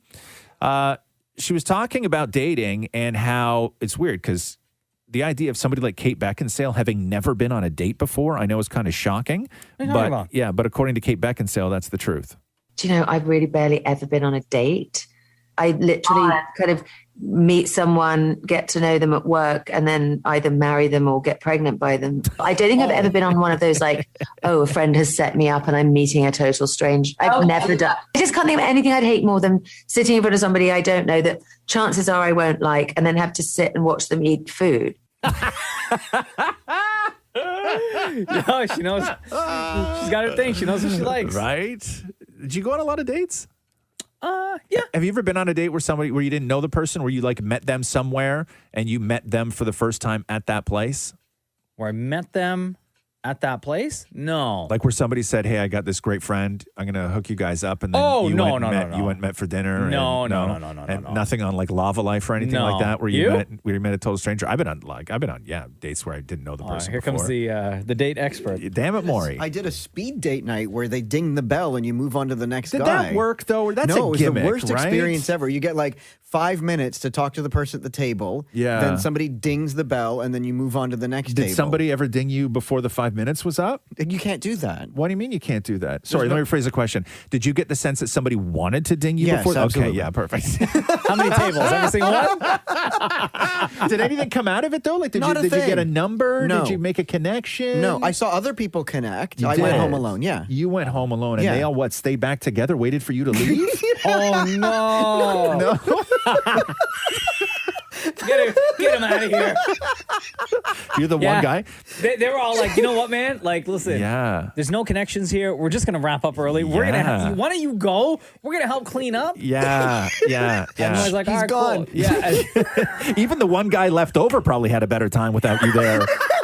There's one guy there who didn't hook up. He's like, whoo, thank God that guy's gone.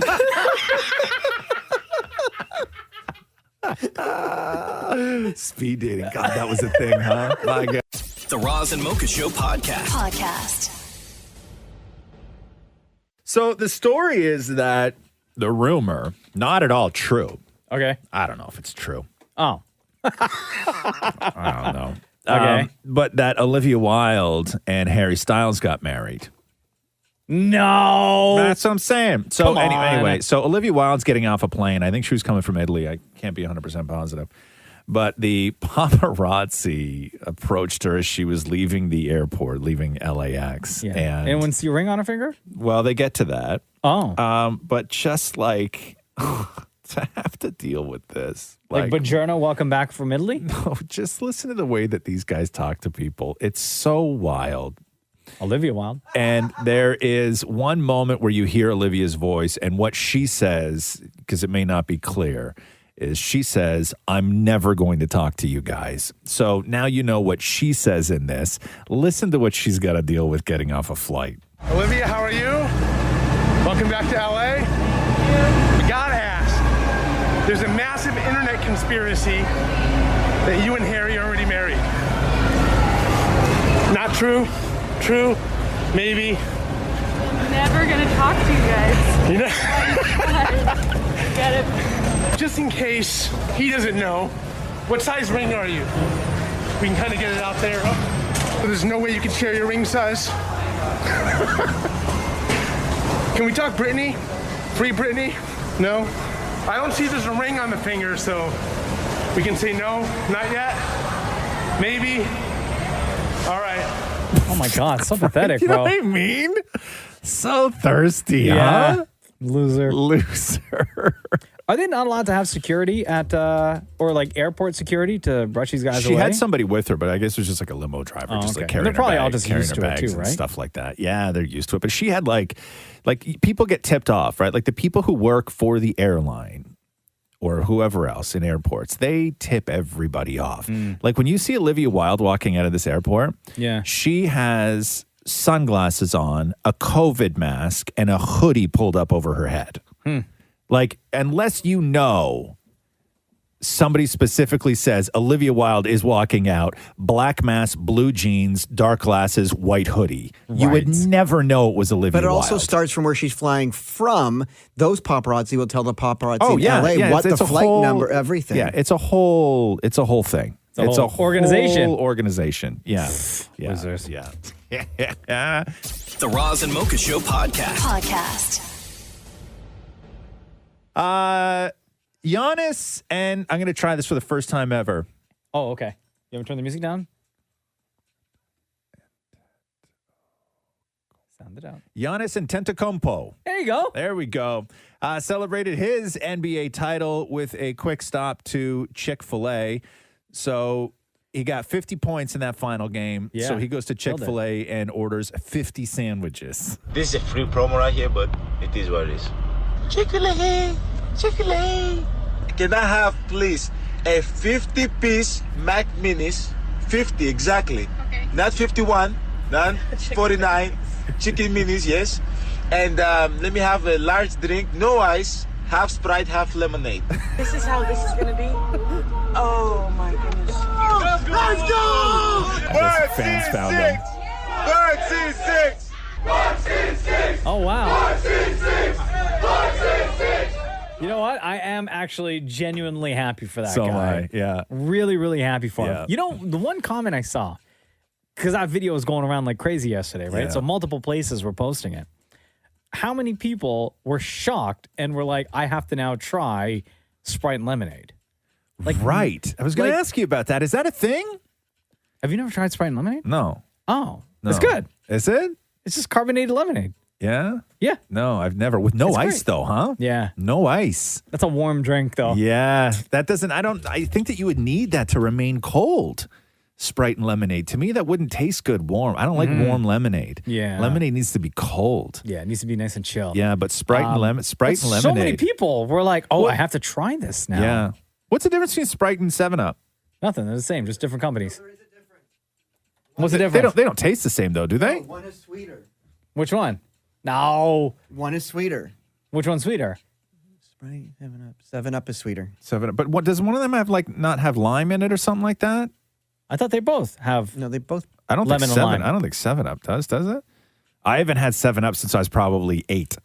I haven't had 7-Up in a while. Yeah, I don't even had know. Sprite. I had Sprite more than I do 7-Up. wouldn't even. You have Sprite? Yeah. Really, huh? Yep. What do you have a Sprite with? When are you drinking Sprite? Just an ice cold Sprite every now and then. Really? Like Yeah. you got Sprite in the house? I do actually. No, yeah. you don't. I also have Coke. No. Yeah, just last weekend for the first time in like I don't even know how many months. I had like just a refrigerated can of Coke. Really? Yeah. I know. I just had a craving for Coke. You did, huh? Uh-huh. I've never had a craving for Coke. Yeah. No, I've never had any of that And stuff since I was a what kid. else is there? And root beer. You don't drink root beer at home. You have root beer in the house? I love root beer so much. Isn't that just something you get every now and then, like when you're out, like at a movie or Oh, I'm something not drinking like it that? every day. But you have it in the home. You have it in your Yes. home. Root beer. Root beer. What kind of root It's beer? So good. Just like Like Dr. Barks. Pepper? Barks. No, Dr. Pepper's different. That's Is not it? root beer. It's not root beer? Oh my god, I love Dr. Pepper too. What's Dr. Pepper then? Dr. Pepper tastes like cinnamon. Cinnamon? Yeah. No, it doesn't. Yes, man. Does it really? Yeah. Oh, Dr. Pepper's so So wait a good. second. Dr. Pepper's not root beer? No. Then There's what's Barks root beer. What's root beer taste like then? Root beer. That's not an answer to the question, Dingbat. What does root beer taste I like? don't know. Like, Syrup? what's the flavor base on root beer? Like root of what? Beer. You're welcome for that bit of education. Roz and Mocha Q&A. Hi, Mel. It's Roz Hi. and Mocha. How you doing? Hi, good. How are you guys? Good. What are you up to right now? I'm just out with my son. He's playing with his caterpillars. What? Hold on. Excuse me? What friend? What friend? No, he's playing with his caterpillar friends. What? What are you talking We're about? out. You're out with a human being? I'm out with my son. Yeah, my little 8-year-old. Oh, your friend. Yeah, my son has son. Why did you caterpillar say friends. son? Why did you? Yeah, you said your friend. You mean your son? I said my son. I'm sorry. Oh, I it heard sounded- friend. Sounded like you said, I'm out with my friend who's playing with his little caterpillars. I was like, man. Okay, so there's you're a out with lot your going on 8-year-old and he's there. playing with caterpillars. Okay. Yes. I have to keep him busy. Oh, okay. I got Caterpillars that he just found, like laying around? He just we found milkweed plant and he found 2 eggs, so he kind of took them under his wing. Oh, okay. Kidnapped them. We had in our neighborhood, we had that problem with caterpillars like 2 months ago or a month and a half ago, where there were like thousands everywhere. Really? Yeah, this is apparently every 7 to 10 years, this particular caterpillar will start to mate, and then they're born, and they destroy the trees. Oh, That was in the news. Really? Yeah, they just destroy the Devastation. trees. Yeah. They eat all the leaves. So in our neighborhood, like a bunch of trees, it looked like wintertime. Really? Are you sure they're not Completely- gypsy moths? That's exactly what they are. They're Yeah. gypsy moths. Yeah. And then after, when they cocoon, and then Mm-hmm. now we have thousands of moths everywhere. Really? But these particular ones only have a lifespan of 2 weeks. So we're going into week 2. So they'll all be gone in the next week or Imagine so. you have a lifespan of 2 weeks. Yeah. Well, what about some look at mayflies. They live for like 24 hours. Yeah. I went to, when we were on vacation, when we had the RV, we stopped into this little tiny town. And I went to the liquor store, and we pulled up at the liquor store, and Catherine and I were like, what is that? And the entire building out in front of the LCBO was covered in mayflies. And mayflies are big. Gross. They're big. They look like they're the size of grasshoppers, right? Like they're big. Nice. And when I say covered, I mean 10 million of them. Oh, gross. me you I would never go in. away, But I mean 10 million in piles because they only live like 24 hours. So they attach themselves to the side of the building and then they die. There was piles on the sidewalk 3 inches thick. That's so of gross. Dead So you need like a mounds. shovel? Yes. Oh, of dead mounds that's so gross. of mayflies. And they're on the door that you have to open and go in. You didn't go in? Yeah, I did. Yeah. Why yeah, would you yeah. do that? I don't know. It's fun. And then, because I didn't know what they were. And then when you're leaving, they are all surrounding the entire building. Did they get on you? What's that? Did they get on you? No, because they just hang out at the side of the building. Who needs booze that much that you would go through a wall of flies? I do. All right, Mel, perfect timing. What is your question for the room? Well, I'm going to preface my question by saying that this is not a troll job and there's no ill intent. But my question is Roz high maintenance at work? Oh, God. Define high maintenance. What do you think? What do you think? And why are you asking the question? No, I haven't formed an opinion, but I was listening to one of the podcasts, and he talked about needing 2 full-size mirrors in his dressing room at ET Canada. And for some reason, that question just popped into my head. Wow. Okay. Well, we don't have any full-size mirrors here in the studio for the radio station. We don't. But am I high maintenance at work? I guess would say no. I can't answer that question. Well, this is for your colleagues to answer. Oh, no, Yeah. I say no. Roz, very easygoing and no, not high maintenance at all. Not in here. I would say no. I would say that you're a perfectionist. And some people may confuse perfection for high maintenance. That's because some people confuse a good job for crap. That not being me. Shem, am I high maintenance? No, I agree with Maury. Just you're a perfectionist, but I think everybody in here is a perfectionist to a certain extent, right? I will say there are times where you think Roz is in a mood, but he's just like reading something. That's you, bro. I didn't say that. Okay. I just said that. Now the question then becomes, who in this room is the most high maintenance? Like if you had to rank, say me, Mocha, Shem, and Maury as far as most high maintenance to lowest maintenance. In terms of like, and now not in terms of who they are with the company, right? Like, I don't know whether you, Shem, are completely high maintenance to, say, our boss, right? Like, I don't know what your dealings are outside of these rooms. You're going to say it's me. Okay. But that's not fair because, I know that going into this. Okay, so if we had to rank everybody in this room from high maintenance to lowest maintenance, I would rank it like this. Maury, top, highest maintenance person in here. And then me, Shem, and Mocha tied for fourth. Yo, facts. Right? But I must be doing something okay if I've been here 10 years. No, but that's not the question. The question is whether you're high maintenance or not. I know I am. Yes. Yeah. I could be. But I always say, I don't do drugs. I don't drink. That's what you say to your husband. You don't say that to us. I'm saying it could be worse. No, I would rather it if you did drink, to be honest with you. If the choice was to have high maintenance Maury or every now and then have a little bit drunk Maury, I would 1,000% drunk Maury. Go with drunk Maury. Mel, drunk Maury is a lot of fun. Yeah. And loosey-goosey. Yeah. Drunk Maury's great. Yeah, I don't know who got to you to tell you that you shouldn't drink more, but I wish I could get that Matthew. out of you. Yeah. I wanted to have booze over our vacation, and Matthew's like, no, we only have booze on our last day. I'm not going to start drinking every day of our vacation. The last day of what? Of our vacation. Let's just save it to the end. Save it to the end to cap off the vacation. I with wanted to have drink. I wanted to have a White Claw after every time we went out. I want to come home and have a White Claw. It's why would we do that? Just save it to the end and make it a celebration. But why can't you just do that on your own?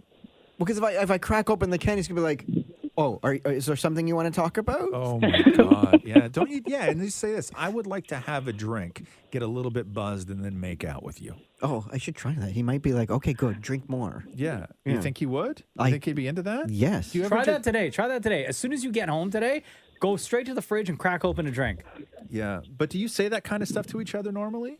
The makeout thing? Yeah. Oh, we say way worse. Well, he says way worse. Really? Yeah. Like what? Like if what? I bleep it. Like Mel. Yeah. you're No, Maureen's relationship sounds high maintenance. Oh, big time. Hey, Mel, your 8-year-old can't hear this, right? No. Okay. No, So, like, okay. if we're going to bleep this stuff, right, Maury? Yeah. What would Matthew say? Are you okay to hear this stuff, Mel? You want us to let it you go? Yeah, Of you're course. okay. Okay. No. I'm okay. Oh, no, he would just.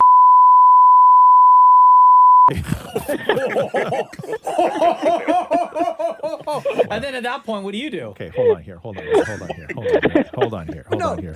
Maury. I live it. Maury. I'm fine with I'm gonna say maybe that happened one time.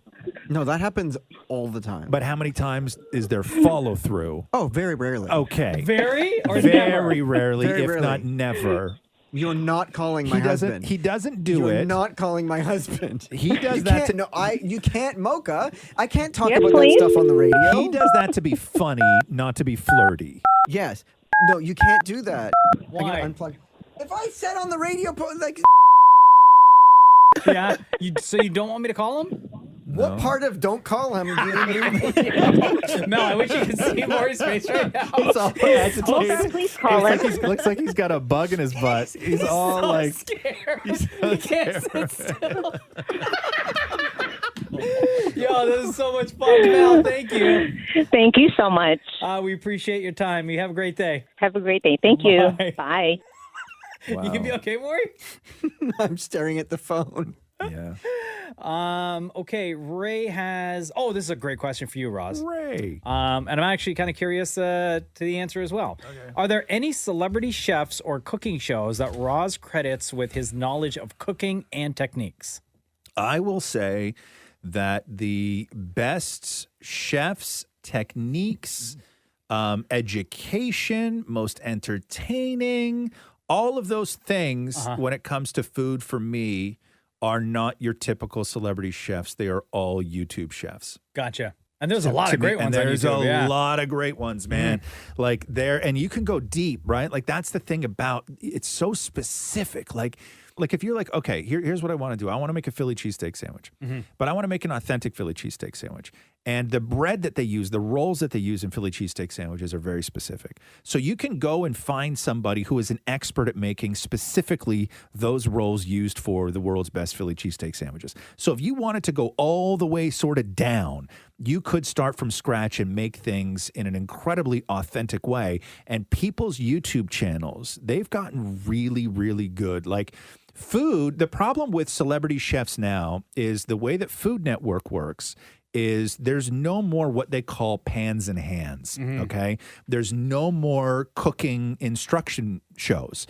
Everything on Food Network is all based around competition shows. Yeah. It's competition or reality, right? There's no more instructional, no more, like Jamie Oliver doesn't do shows anymore where he's standing in a kitchen and teaches you how to make, the best steak in a cast iron pan. They don't play those anymore. And so that whole world has moved over to Instagram and on YouTube.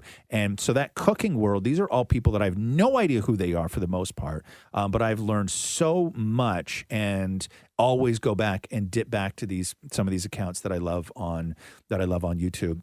And that's where I learn at most things that I do on a day-to-day basis. I used to watch one, Fish the Dish, and it was an instructional one. And the guy was really funny and really good and took the time to show you how to do everything. And I tried one of his recipes once and didn't work, but I tried. Like, do you remember Walk with Yan when we were little kids? Oh my God. Yeah, that guy was he was the best. Walk with Yan was the best. What about the guy that went bam? Yeah, Emerald Lagasse. Emerald. Yeah. Yeah, but those guys don't exist anymore, right? I know. They've all I moved. still watch like on TLN every now and then when Lydia's Kitchen is on. Yeah. I'll still watch her, and she makes stuff. I read some really awful things about Lydia, though. Oh no, like what? Yeah, not that she's a bad person. Oh, not that she's a bad person. I read there was a couple articles where people were really taking down her food though. Really? Yeah, Why? and her techniques and what she considers to be authentic. Yeah. Really? Yeah. Oh, I read man. some. Yeah, I read some that they don't mind what she does. Yeah. They mind that she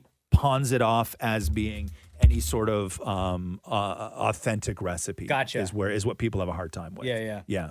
Nikki Chena, who listens to this show all the time, and we appreciate that you listen, Nikki, has a question for you, Maury. When Dammit Maury calls people randomly for cold calls, does he ever get Roz and Mocha show fans? Yeah, from time to time, absolutely. Yeah. Yeah. And what do you do? Do you use them or do you not use them? No, of course you use them. Absolutely. Yeah.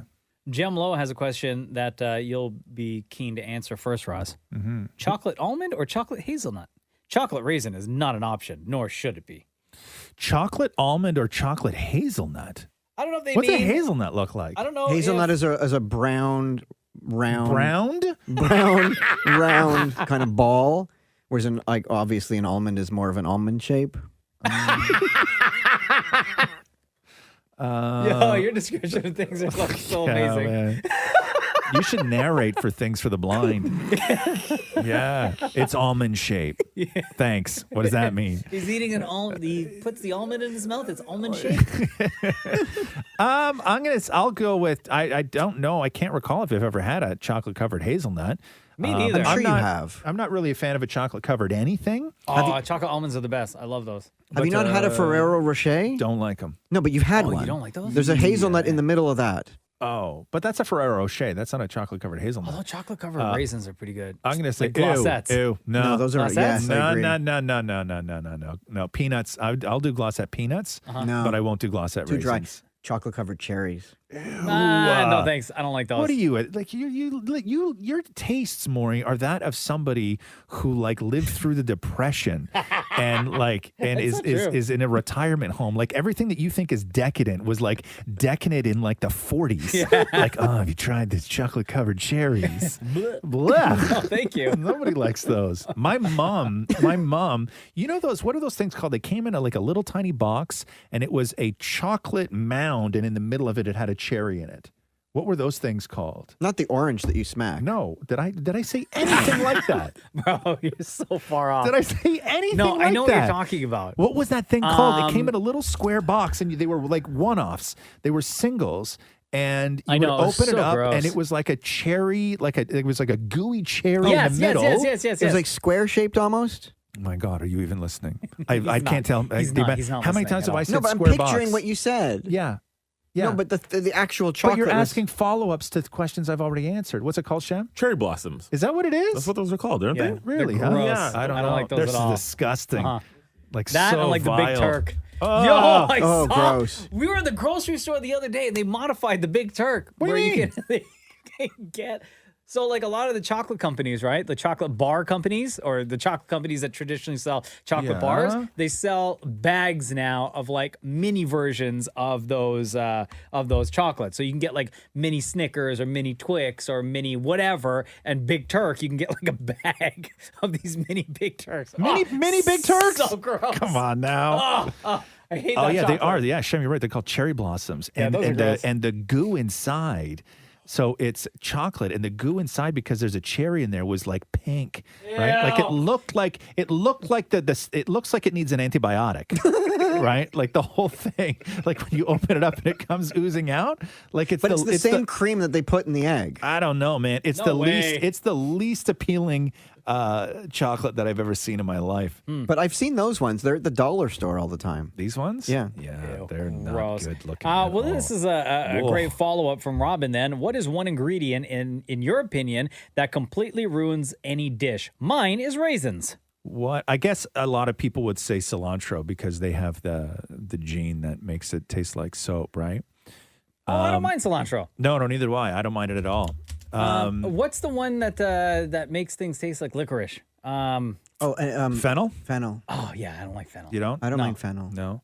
I don't mind fennel in a like Capers in for me. a Oh sausage. yeah, capers too. That's what I'm thinking. I don't of. even know what they are. Hey, I have no idea what they are, but I can't stand them. Yeah, my problem with capers, right, is They're that bitter, right? Are they not bitter? They're No, salty. they're salty. Salty. Oh, okay. Yeah, no, I don't like those. My problem with capers is they haven't found a way to properly use a caper, right? So they just throw capers on things that I would normally love, and then they throw capers on it, and it ruins it, Yeah, right? Like gross. if I order a steak and I'm paying $60 for a steak, and if it comes with capers on it, I'm taking my knife and they're all getting scraped off to Yeah. the side because I don't want your capers on my $60 steak. Did you not tell them in advance? No, because oftentimes it's not even listed. They have to list everything? It's just a seasoning that they put on top. It's a seasoning that they put on top. Like when I order smoked salmon and it comes with capers on it, I will send it back. Smoked salmon with capers? Yeah. That's a very That's where you see common them thing. a lot. You see a lot of capers. Sometimes you even see it in the pack. Like they'll pack smoked Yeah, no, salmon thank you. with capers Oh.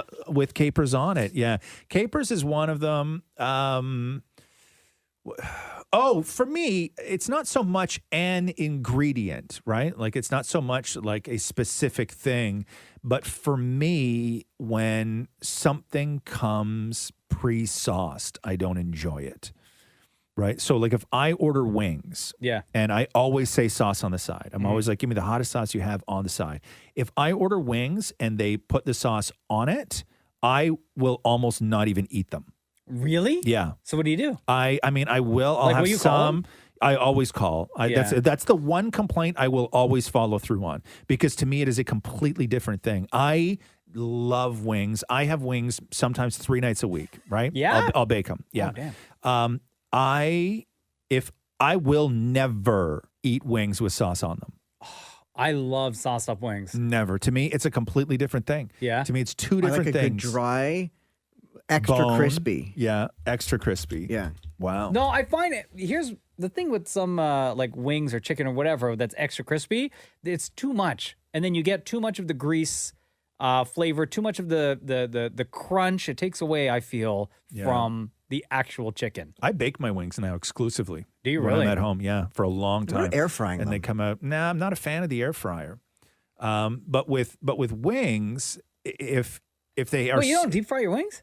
I don't anymore. Really? No. You don't like the sometimes flavor? I will. No, I love the flavor. Oh, okay. I love anything deep fried. Yeah. But to me, wings just come out better after I've left them in the oven at like super high temp, Uh-huh. all together in a pan. They just taste better. They pull apart. You just pull everything just pulls right off them. They're so juicy. There's nothing dry, but the skin is super, super crispy. Like it's not rubbery in any way. Like it's the perfect wing. Yeah. When you cook them on a rack in the oven. But no, for me, a sauced up wing is a no bueno. It's not for me at all. What do you like again, Maury? You don't- Capers. No, not man. Your wings, bro. Oh, extra crispy and very dry. Right. Olivia wants to know if I've been watching The Hills and what my thoughts are. Have you? The latest season? No. Like No. I started watching when they brought it back with the original cast. I guess it was last year, and then or 2 years ago, and then I lost it. Is that the with like Heidi and Spencer?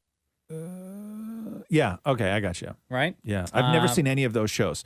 So I get the Hills confused with the Laguna people Beach? from Laguna Beach. Well, it's the same. Oh, is it? Yeah, it's Laguna Beach. The Laguna Beach is when they were all like in high school. Yeah. And then it changed over to the Hills. Oh, you ever been to Laguna Beach? No. Oh my God. It's nice? Laguna Beach is one of the most stunning places I've ever been to. Really? Yeah. Laguna Beach, like if you could tell me right now you could have a house anywhere that you could spend half your life, like half your year, I would 100%. I mean, don't get me wrong. There's a lot of places I would. Laguna Beach, when you were young and you thought about California, it was the California you like saw in the movies. Yeah.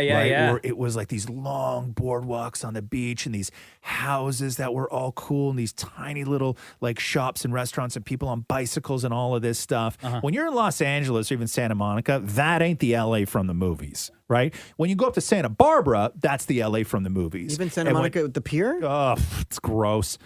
In Venice Beach, it's all gross, right? When you go up to Santa Barbara, that's the California you see in movies. But also when you go down to Laguna Beach is incredible. It is so bloody stunning. And the weird part is the first time I went to Laguna Beach, the most beautiful, serene place on the face of the earth was to interview Freddy Krueger. Huh? Because that's where he lives. Robert Englund? Yeah, lives right on Laguna Beach. Big house or little house? No, little house. Really? Yeah, everybody has a little house. Little house, big property? No, not at all. Oh, wow. Not at all. Kind of Like, modest? Yeah, very But much it's so. gotta be expensive to No, live but there. they're, oh my God, every house is super expensive, but all the houses are all built right beside each other, right? And everybody is, like, as you get up from the water, everybody's house behind you is up a little bit higher than yours as it goes up the hills. So everybody has a view of the ocean and then Catalina Island, which is just just outside of that, right? Hey, and so it's gorgeous. What is Freddy Krueger's house like? Okay, so So, like, did you walk in through the front door, or did he have you come in through a separate door? there is no separate door. Maybe okay, there's so like a door like for the garage door that was down in the basement, Uh-huh. but you just go in through the front door. And he has one of those doors like they do in like farms where like the top half opens and the bottom half opens. Pony door. Yeah, like a pony door. Yeah. Why? Yeah, I don't know, because it's just the way that the house is built. Right? Okay. And so it's small. Like his living room, I would say, was maybe 15 by 15. That's right? it. Like small. Kitchen was small. Now, when you walk in, does he have like one of those houses where there's like Freddy Krueger memorabilia? No. Or like movie stuff? No. Everywhere? or Not- is it just regular house? Not a single thing until you get to his office. Oh, okay. And then once you're in his office, which is small, once you're in his office, every single thing that has ever been created about Freddy Krueger is in that office somewhere. Really? Yeah, everything. And he has all photo albums from every movie he's ever done as Freddy Krueger with like pictures from like on set and everything else. Yeah, his house is it's like really, really pretty, but then you walk into the Freddy Krueger room and you feel like somebody's going to kill you. Wonder what he does for Halloween. Yeah, I don't know. Like if he dresses up as Freddy Krueger. Because like it's his like people know he lives there, right? So it'd be kind of disappointing if he didn't. Yeah, I guess. I don't know. I don't know what you would do. Like if you were the guy that played Jason, would you dress up as Jason for Halloween? No. I want to do something right? completely different. Yeah. Yeah. Dress I up like a think- Smurf or something. Right. Completely opposite, Yeah, right? Like, yeah. can you imagine? Like, you're excited to go to Freddy Krueger's house Yeah. for Halloween to do your trick or treating, and he opens the door and he's dressed like a cowboy, Or like Raggedy Ann and Andy, like him and his wife, right? Like they've Teletubby. Yeah, it's like, you know what I mean? Don't do the couples thing. Okay, unless her head is on the end of that hand, don't do a couples costume. It's not cool, Freddie. Come on, man. You're letting the Find neighborhood us down. on Instagram at Kiss925. That is where we have the picture that reads Ask Roz and Mocha. Load up the comment section. This is where we get your questions from. Thank you for submitting this week. We'll do this again next time. This has been the Roz and Mocha Show podcast. Thanks for listening to the Roz and Mocha Show podcast. Catch the guys live Weekday mornings from 6 to 10. on Kiss 92.5 Kiss925.com. or download the Kiss 92.5 app.